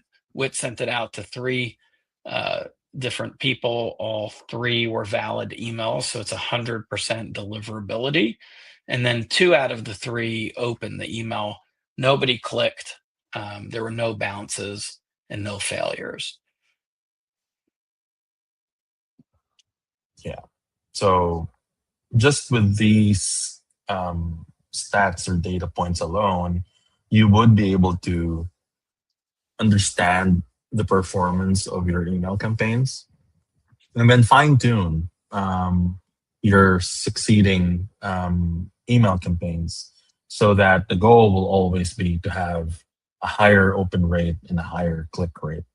And of course, the failed and the bounces, there's always going to be some, what's the right term? Maintenance when it comes to your contact list, or housekeeping, making sure that your contact list is always clean or updated, so that you don't get as many bounces or failed. Because at the end of the day, it also adds up to your email reputation. These email providers would identify that you keep sending to non-existing emails, for example, and then you would think that you're a spammer. Yeah, and I think there's a few things I assume on the roadmap is one, being able to make sure you can feed a list and verify that list. And that might be, I think, a paid type event because yes, that's the actual provider that does that. And I assume also we will be adding the ability, for example, in your case, you had 100% rate, but if I don't have 100% rate, I assume whether it's there now or hopefully soon in the future, we'll be able to click that to see which ones failed and to quickly either remove those or, well, if they bounced, right? If they bounced, it's probably a bad email. So in that case, we want to make sure so somehow I assume there's a repair function where either it removes that bad email from the list so you don't keep using it, or you can fix it because you misspelled, you put in .co instead of .com or something. Yeah, that is correct. So, the good thing about this submodule is it's new, but it will also evolve and, have all these more advanced features, and that's all really geared to help you, do better in sending emails to your contact list. Nice. So that's email. Now, what happens if you go over the 5,000 free monthly credits? You have your buy credits button here. And then you will be able to see the different subscription plans that we have. I forgot I was supposed to deactivate those first 3. I mean, they're valid, but no one's going to sign up to a daily. We were testing out our subscriptions, and we wanted to just test to see if we can create a daily subscription. Obviously, most people won't subscribe to a daily email, so I'll have to deactivate those. But Yeah, if you can go over the other ones below the top 3, because it's good to share with people what the cost is. It's going to be so we have 2 kinds of credit packages. You have your subscription plans, which is for $19 a month. You'll be able to send out 25,000 emails on top of your 5,000 free. For $59 per month, you'll be able to send out 75,000 emails, and then for $189, you'll be able to send out 250,000 emails. So this is a very competitive pricing.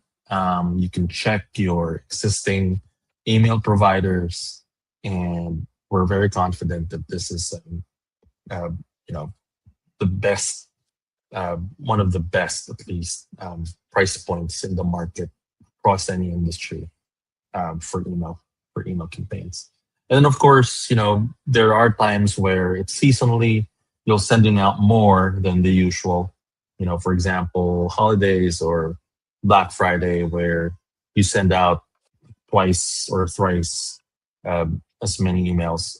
Then you can buy one-time credit packs, right? So for $5, you can send out 5,000 emails. It's a one-time credit pack. Just a one-time. So if for some reason it's holiday and I want to go above, my current subscription, or, again, if I'm using the free and I just want, hey, I suddenly have a list I want to send that's larger than normal, I'm not stuck with a monthly, fee that I may not use. I can just buy kind of a one-time set of credits. That's correct. So cool. Yep. So you have 2 options: the subscription plan, which is obviously cheaper per email, or a one-time credit, which is also very affordable. I think also very competitive across all email providers out there. So that's our email campaign. I'll quickly show the different other features here. We have templates. You can actually create your own template using the same email builder. So, you want to create a template for new customers, for example. For every new sign up you get, or for every new customers you want to send out an email to a new customer, there's always a template for a new customer. You can create that template here and use it to send out to customers using the same email builder. And then the next one would be audience, but this one actually would be best viewed in the contacts module. If you don't mind, Ezra, do you want to go over our audience feature? Yes. Let me.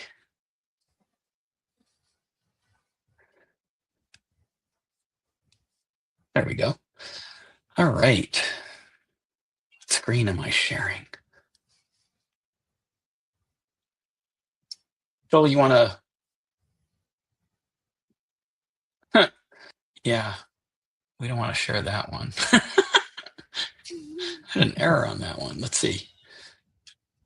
We were visiting one I of know our where competitors. it is. Sorry, guys. Again, I'm in tab hell for some reason because I'm doing multiple things at once. So let me open up and talk about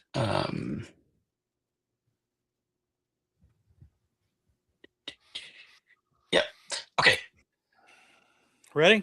So let's talk about audiences, because audiences, and you can put me back up. So audiences is actually one of the more powerful features in the system. And I probably, let me actually, yeah, since you're in light mode, I'll go in light mode 2, and I'm actually going to share a different tab. So again, same screen, just I'm going to blind everyone because Colt's already falling asleep and we need to wake him up a little. So Audiences is going to play a role in multiple modules.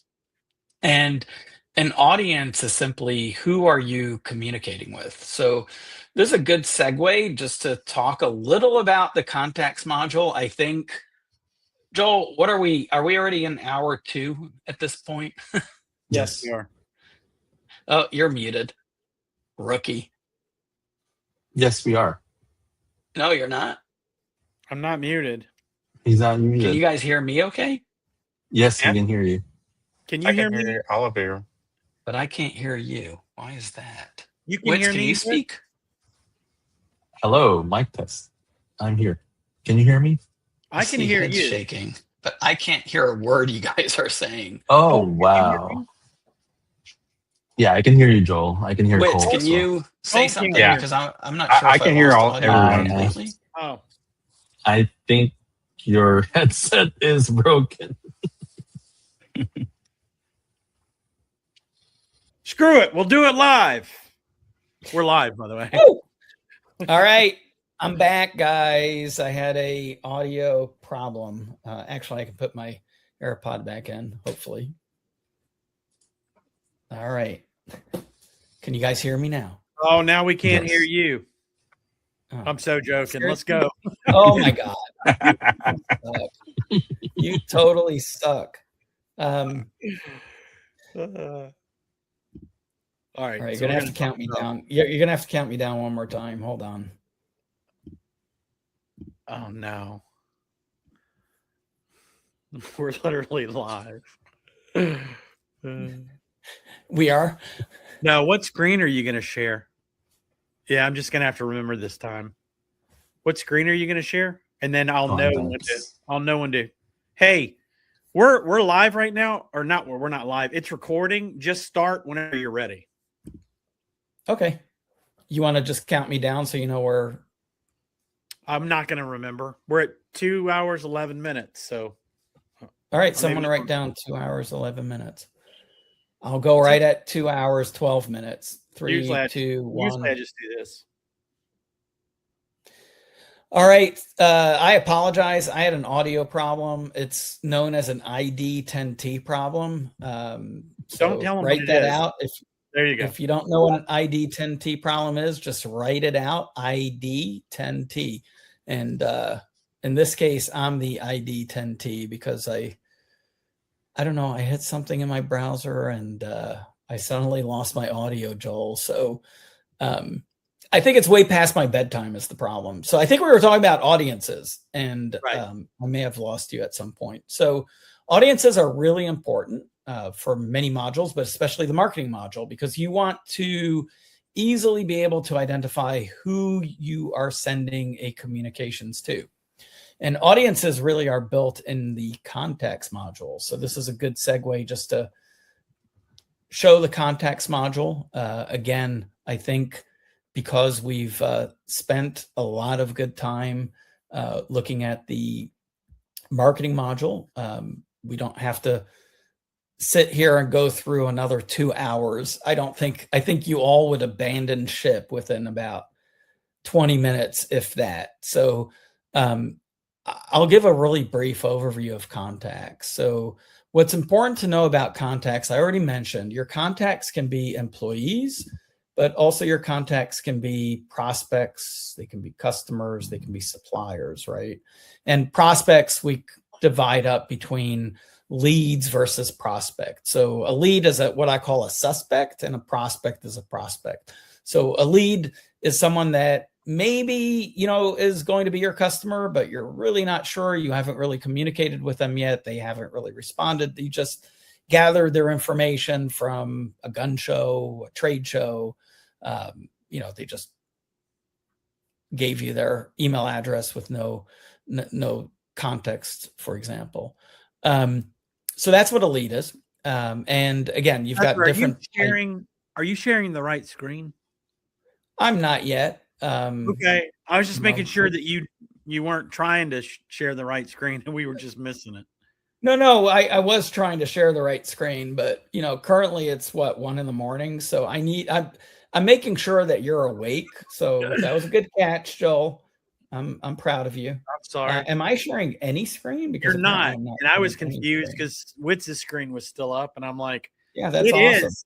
Hey, it's really good that we don't hold these so late at night, because I think we could. I don't think our audience would stick around for us. Yeah, I know.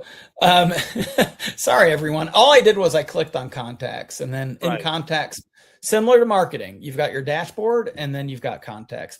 And we do separate employees. So when you're adding employees to the system, you would go to the employees and hit add employee. And again, we'll do a deep dive into the contacts module. We probably should do that even before the service module, potentially. We'll figure out the order of things. But I think maybe separating these into primarily single module sessions probably makes sense. Again, poke around the contacts module. When you go into your contacts, you should see all your customers that are currently in CoreStore, right? So just poke around. You should see their information. And what's important here, what I wanted to talk about is audiences, because what you can do is you can build your own audiences, and it's a really powerful feature in the system. So your audience is right this button over here. Let me zoom in so you see where it is. And again, an audience is a grouping of contacts. It can be just your employees, right? That's an audience. It can be just your customers, but it can be a lot more granular than that. And that's where it gets pretty interesting and exciting. For those of you who've been using CoreStore and Corella, we would call them smart tags.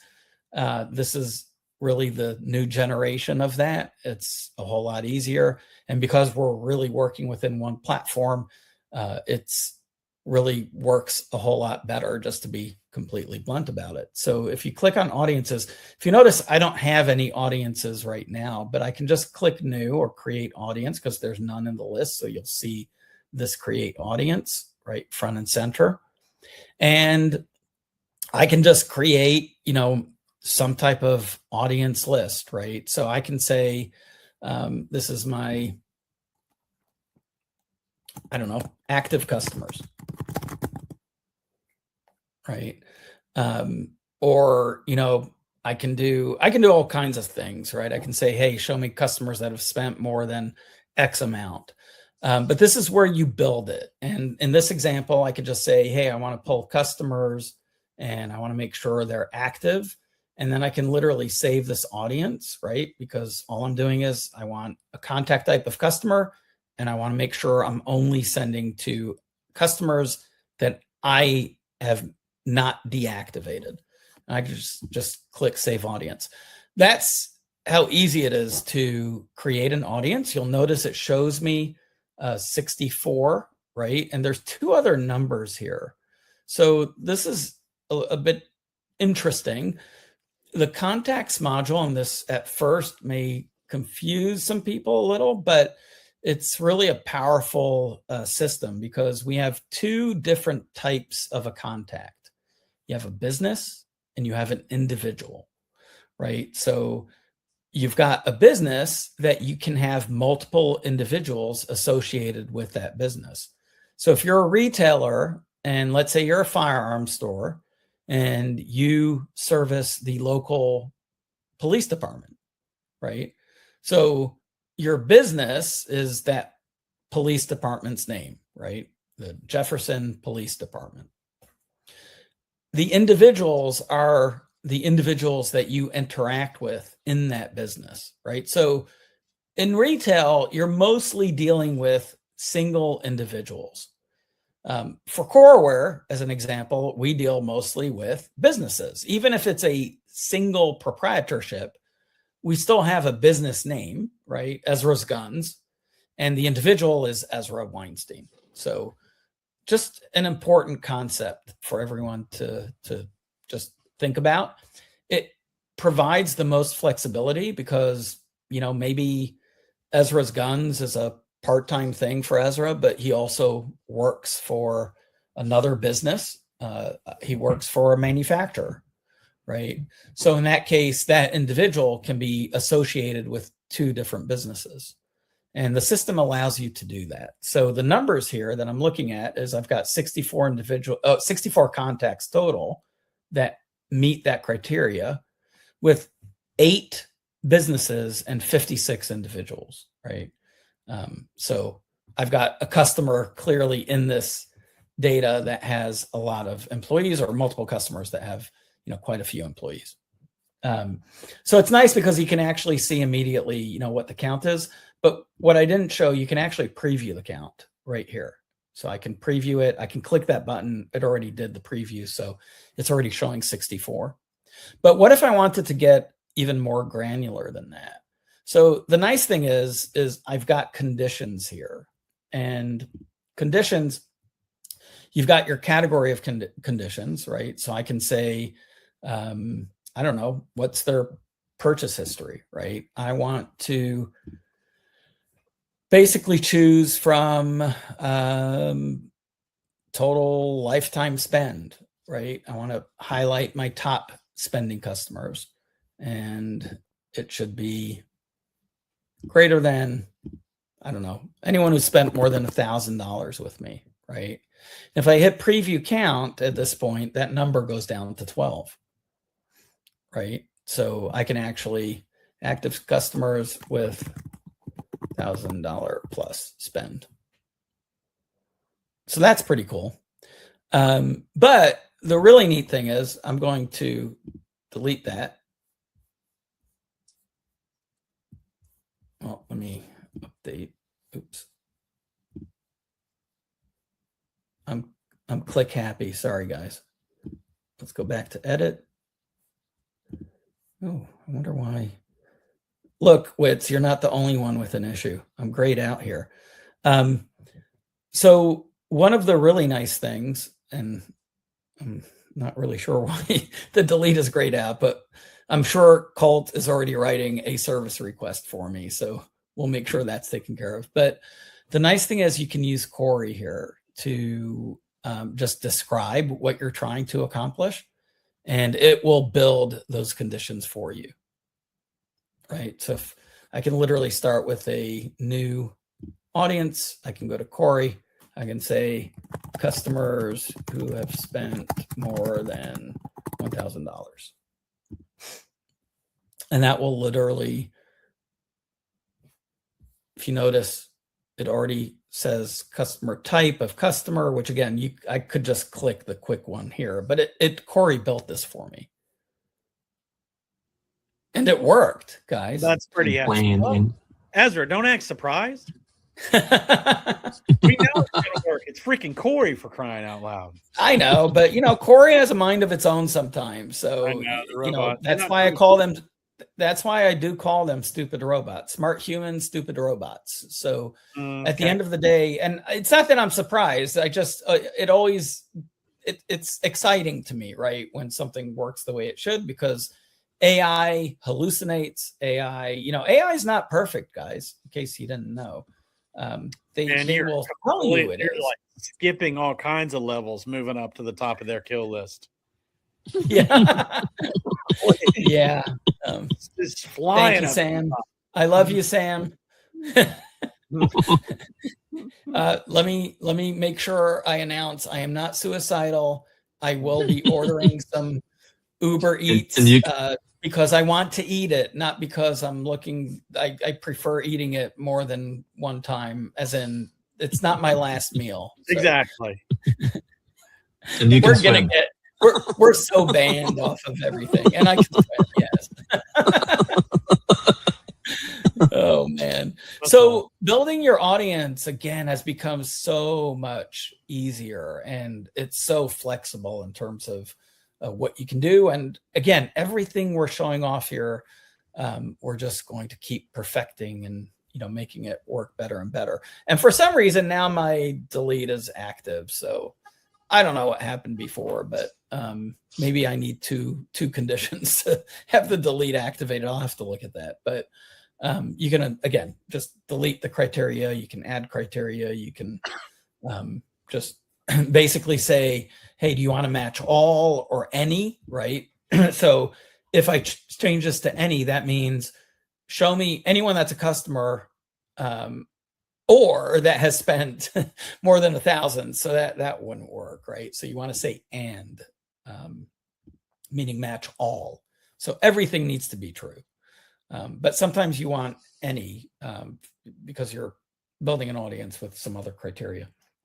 So that's your audience builder. So once I build that audience, I just hit save, and now I can go into my marketing module and I can go back to my email. And again, I'm not using the same account that Witz was using.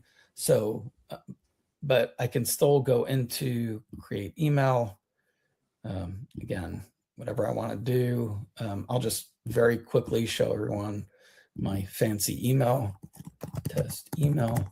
And again, now I can, when I hit send, I can actually choose in the 2 from my audiences. If you notice, I've got my 2 audiences. I can just choose, I can choose multiple audiences. So that makes it, really flexible in terms of I can build all kinds of audiences based on tags, based on purchase history, based on subscriptions, based on memberships. Sky's the limit, because that's the beauty of using, one platform. It's been our ultimate goal for years to start getting to this point. And this is why, a lot of systems, of course, they can speak to one another via API, and everyone was API happy. Hey, as long as I have an API, I can use 17 different systems. We all know the inherent headaches of the difference between me using an API to talk to a separate platform is literally, if we self-reflect, you think about CoreStore communicating to Corella, and it's a pain in the ass. I mean, I don't know how else to put it, because I've got data in Corella. I've got the same data in CoreStore. Now that goes away, right? And that's why we're moving to a singular platform that I don't have to worry about. Did the API work? Do I have duplicate data? What happens if I change the data in one place and it doesn't change in the other? And you start seeing tremendous benefits, tremendous efficiencies. I'm not even talking about the cost savings, right? Because right now the cost savings are tremendous, even with what we've released, because we've moved from, everyone's going to say, Ezra, you're going to take a hit, right? Because we're eliminating the need to use Corella, right? Which is our platform. But it's literally a separate platform, and I'm trying to bring everyone into one platform. And now the marketing module is free, right? Now, we're not a non-for-profit business. I want to make sure that's clear. When you reach a certain size, you will start spending some money. It's very affordable. As Witz pointed out, we looked at pricing of the popular email platforms, and we are lower than most, if not all, with better functionality and easier to use, because you don't have to worry about, how do I get my data in there? How do I make sure, my smart tags are working and all of that? It's all built within one system. The other thing I do want to point out in the context module is right here in the contacts.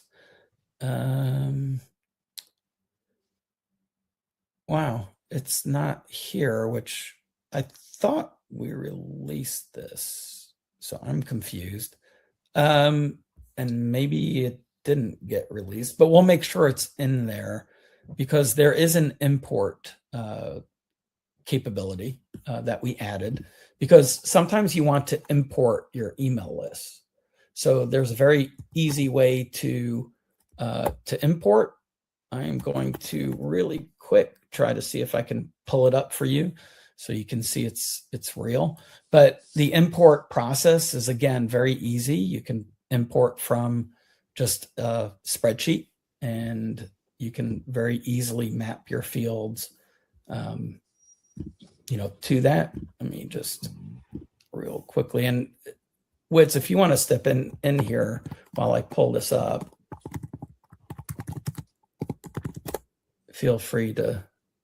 Yeah, I'll just add a little bit more about why the audience builder is such a game changer, not just for us in Coreware, but for many of our customers, because it will allow you to send out targeted email activities or targeted marketing activities, whether it's communication or sales or anything, right? Because for the first time, you'll be able to, one, not send out to everyone, which may not necessarily be relevant for everyone. But now you'll be able to send out to specific people. Like, for example, if you're visiting a show in Louisiana, so you want to only talk to your contacts that are based in Louisiana, and just tell everyone, hey, I'm coming to town this date. Drop by. I have a special promo for Louisiana customers, and just send out to your Louisiana audience, right? And I think what Ezra did in calling it audience is very appropriate. Is because it's, at the end of the day, an audience. You're communicating or you're sending out content to an audience, and you have different types of audiences, right? As a marketing person myself, I will really be playing around with this, and I'm sure Joel, we were just talking about. I was just earlier. going to ask. Yeah, Joel, is this the first time you're kind of seeing the email module? Yes. What's your honest reaction compared to what you have been using, which you've been using Gorilla primarily? What do you think so far? I think that it's gonna meet every expectation that we have. I'm just I don't know what it's gonna look like from Gorilla right now, right? So I'm the customer that hasn't tried it, and I might be like other customers out there and be like, well, I got something that works over here. However, what I am excited about for our customers is the fact that what if I only want to talk to the Glock purchasers or the SIG purchasers or the people that only buy, tons of ammo, or the people that only buy, optics? That's what I'm excited about for our customers, because that's what I've always wanted since I've been here. Ezra, we've talked about it from the very beginning. You're like, man, you're giving them an Amazon experience, right? So they're only seeing emails where, my gosh, man, Ezra's Guns is only sending me email. I mean, every email I've got to open because everything they're sending me, I'm interested in, right? So I'm excited about that for our customers. I'm sure after I'll use this, I'll be excited about it for us, but I'm just more so for our customers because they do the exciting stuff, right? What I do is not really exciting. I'm not selling guns or ammo or accessories. I think what you do is exciting, but it's fine. I mean, if this is your way of telling me you're quitting, good knowing you. No, not quitting yet. Yeah, he said yet. Did you want to share another screen though? Because we'll share another screen here. Actually, I'll go back to. So you'll see here. I'm just going to click import, so it's right on the contact screen, and again, just an easy walks you through. Asks you for the file that you want to import. Again, I think I've got. I don't want to pull a big file in, but I think I've got a little test here that I can pull up. Hopefully, let's see. Test. Open. All right, so I just chose a test. That's a CSV file. Any spreadsheet program can export to CSV, but it will support even an Excel file or various different file formats.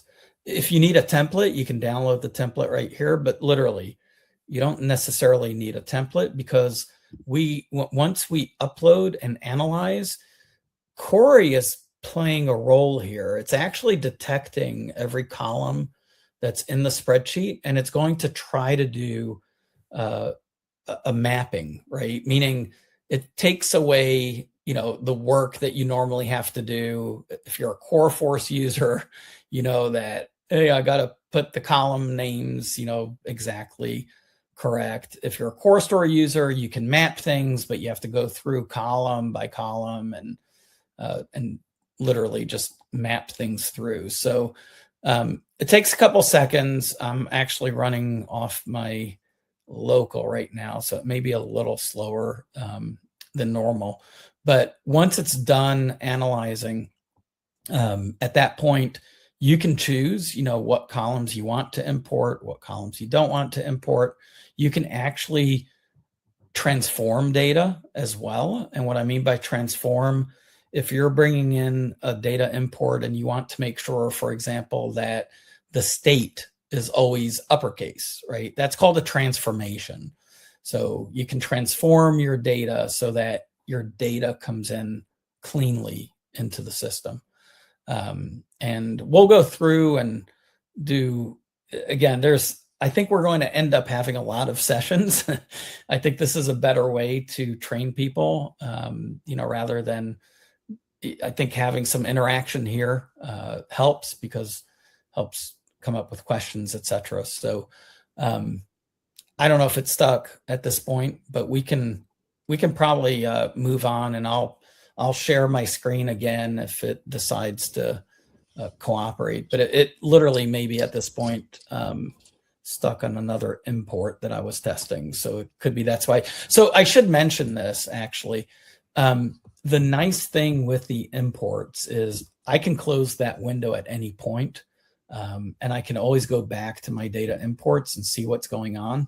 So literally, I can go here and look at my import history, and you'll see I actually do have another import that was in the midst. So that's why I think that one is just waiting for me to finish this import. So I can just hit resume. And at this point, these are all the different steps. If I go back a few steps, so this is exactly what you would see once it analyzes your data. So this is really the field mapping. Now, this all looks pretty straightforward, right? Because all of on the left is what was in the spreadsheet. On the right is the field names in the platform. So you're looking at it saying, hey, Ezra, these are all matching, right? Clearly, because city is city, email is email. But as I look through and I scroll down on this list, you'll see a couple of things that it detected automatically. It detected that postal code is zip code. Yeah. It detected that business name is company name. Not only that, it suggests what transformations to do. So I didn't set these. Corey decided it's a phone number, so I better make sure it automatically formats the phone. Mm-hmm. This one I did play with because it automatically said, hey, let's title case, right? Title case means uppercase, the first letter of each word. So company name, if it's, I don't know, Coreware United, you want the C and the U capitalized, right? So it will do a lot of the work for you. But at the same time, we don't like taking the human decision point away. AI is not at the point where you just want to let it run rogue. And nor do I really believe it will necessarily ever get to that point on certain things, right? I mean, you always want to have that human, the human touch. And AI is there as a tool. It's no different than an introduction of the PCs. The PCs were just a tool, right? The calculator, if you think about when it was introduced, everyone said, hey, what's going to happen to mathematicians? They didn't go away, right? So AI is a little scarier from that sense because it seems like it's not just seems, it's extremely powerful, but at the end of the day, it's still a machine. And we can argue all day about that, but it's a tool, right? It's truly a tool. So you can still transform things on your own. You can remove the transformation. You can preview data and see what the transformation does. You can literally add your own transformations that you want to put in here. And let me zoom out here. And you can even do, you can literally transform things using Corey, right? So you can just tell it in English what you want to do, which is really powerful because we all know what a pain importing data can be. So, so again, it's very simple. You can just continue to your preview. This will then validate your data. It will ask you what do you want to do with duplicates, and then you can continue to the preview. It will show you, any potential duplicates, which in this case, I've got a few duplicates. And at this point, since I'm importing contacts, I can tell it, what do I want to import the contact as? Is it a customer? Is it an employee? Is it a lead? Is it a prospect?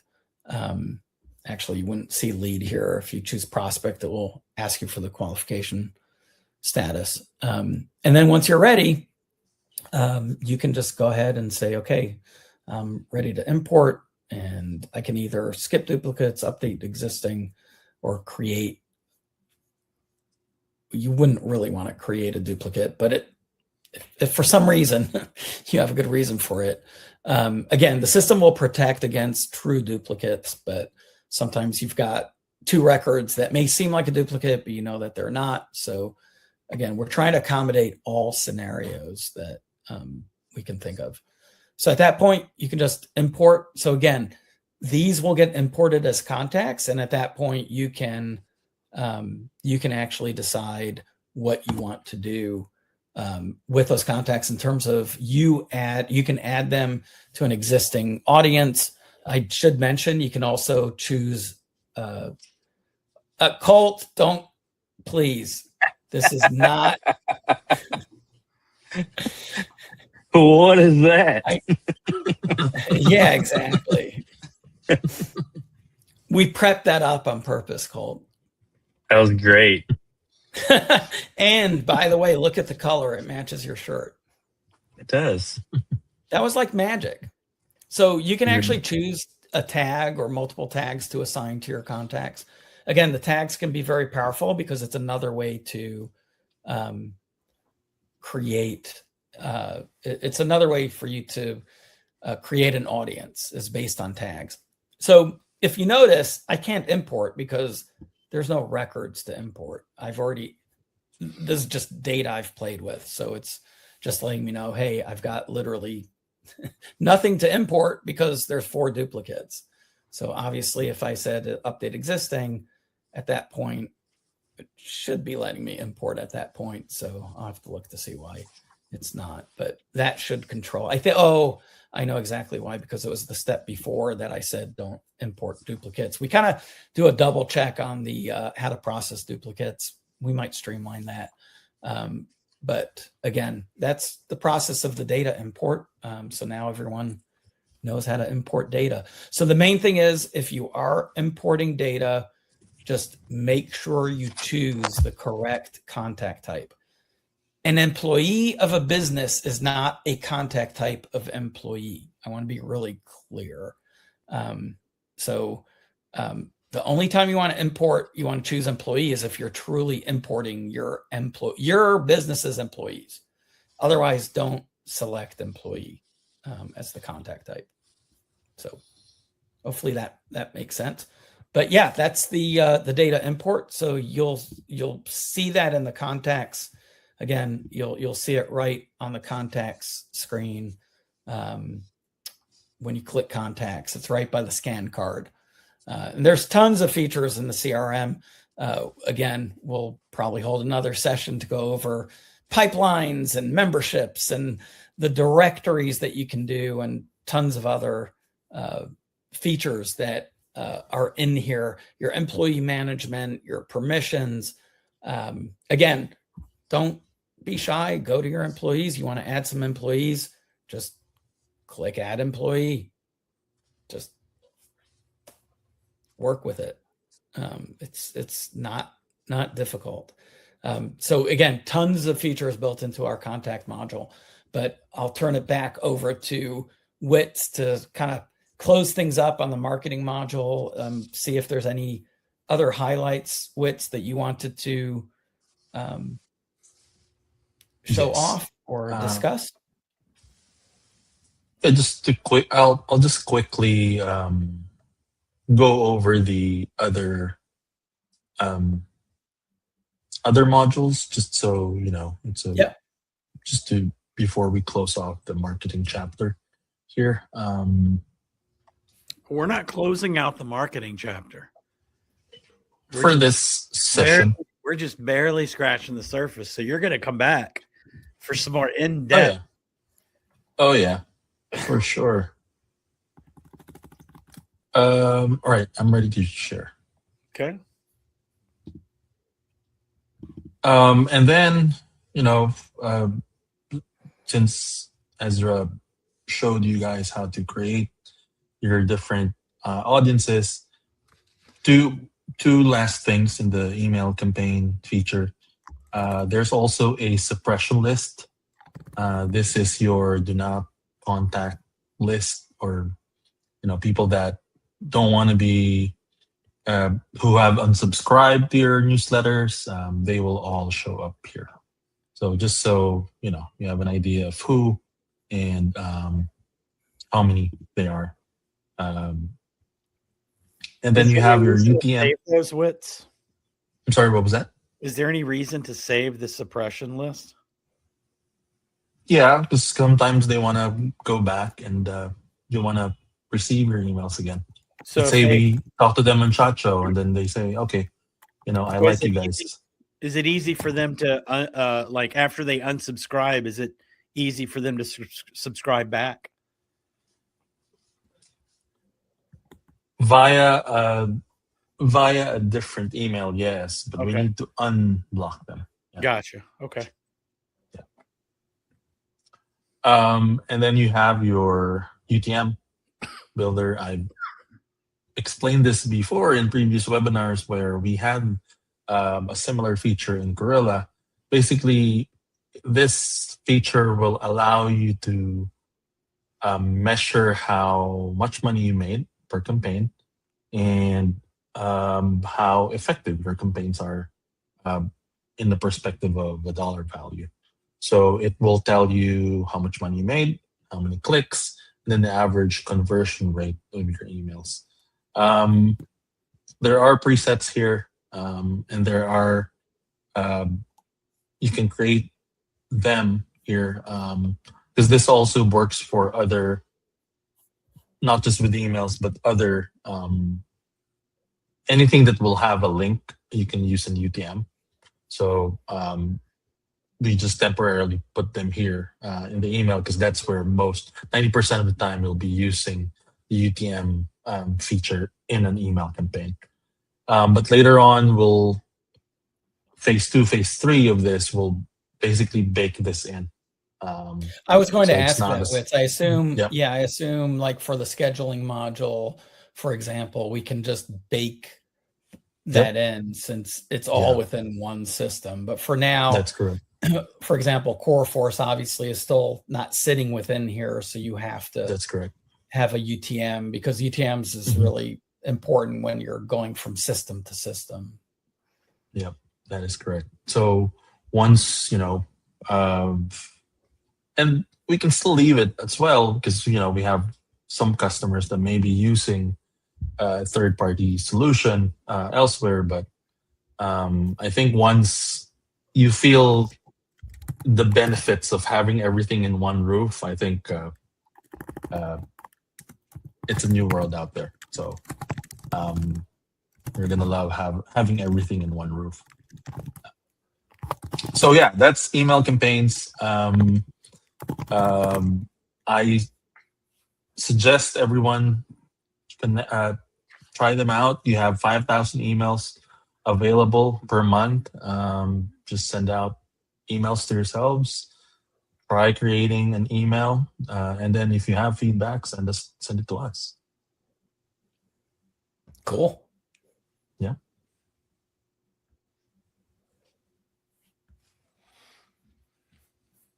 What else? I mean, We have 10 minutes and 10 seconds. If we want to make it an even 3 hours. well, you know, we can sit around the fire and tell stories, and no, I'm ready for bed. It's and it's all my fault because, you know, we were supposed to do this live, and thank you everyone for showing up and accommodating me. Oh, are we dancing already? That's awesome. You don't hear the music? Not yet. I'm hard of hearing because I'm a little older. And I will be honest with you guys, if the webinar started late, it's because I didn't get it uploaded in time. So we'll see. Hey, Joel, did I get it uploaded in time? There it is. That's if I'm still awake at the end of it tomorrow. See, that's what's so awesome about this. I get to live through this twice. You poor thing. Yeah. Hey, you got to make sure that Joshy and Hunter join. So No, we'll have everybody will be. I'll have anybody that can monitor it. Would be cool if they were. Yes. Hey guys, if you're here, say hi in the comments. Oh, there they are. Wow. Thank you for showing up. Yeah. No, seriously. Next week, I'm assuming, Ezra, I think it's a great idea. There's a lot to cover. We could probably be here for another 10 hours and not cover everything. But I think if we took little contacts, right? Yeah, and deep dive into one thing. I mean, one thing. We dove into just a single submodule, really. I mean, yeah. That was the email. And again, it's a more elaborate one, but we probably need Wits to deep dive into the widgets module and submodule and others. So we'll just start getting more content out now that we're we've got these modules working. And again, I think it's a good exercise for us because we've learned stuff. I've learned a lot during this. I've learned a lot. Yeah, like for real. I'm very excited. I'm really excited with the notes. Made my first 2 notes tonight about Cole's upcoming coreFORCE webinars on the new checkout and the new search. So I'm sure we'll be scheduling that in the next 2 or 3 weeks. Right, Colt? And you're muted. It's freaking awesome. You don't have absolutely. And then Ezra's, you're gonna.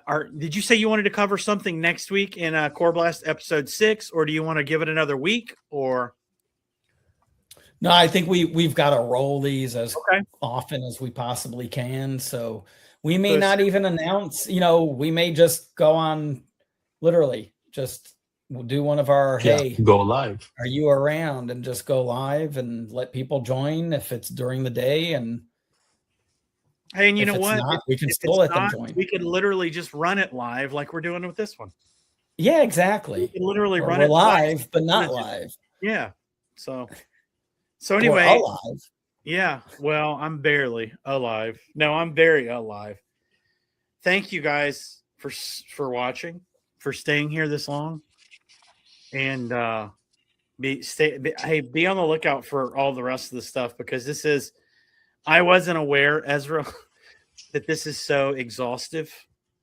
Like it is a really, really powerful solution. It really is, boss. And I'm really excited to see what our customers do with it. And I'm really excited to see how the robots treat you when it's all time to go, because you've been pretty disrespectful to them. So nice knowing you, I guess. The AI overlords are coming to get me. They are coming. But anyway, thank you, Colt. Thank you, Wits. Thank you, Ezra. Thank you, Joel. And thank you all out there for joining us. And we will see you next week. Yeah. Thanks, everybody. We'll see you next week. Bye, everyone.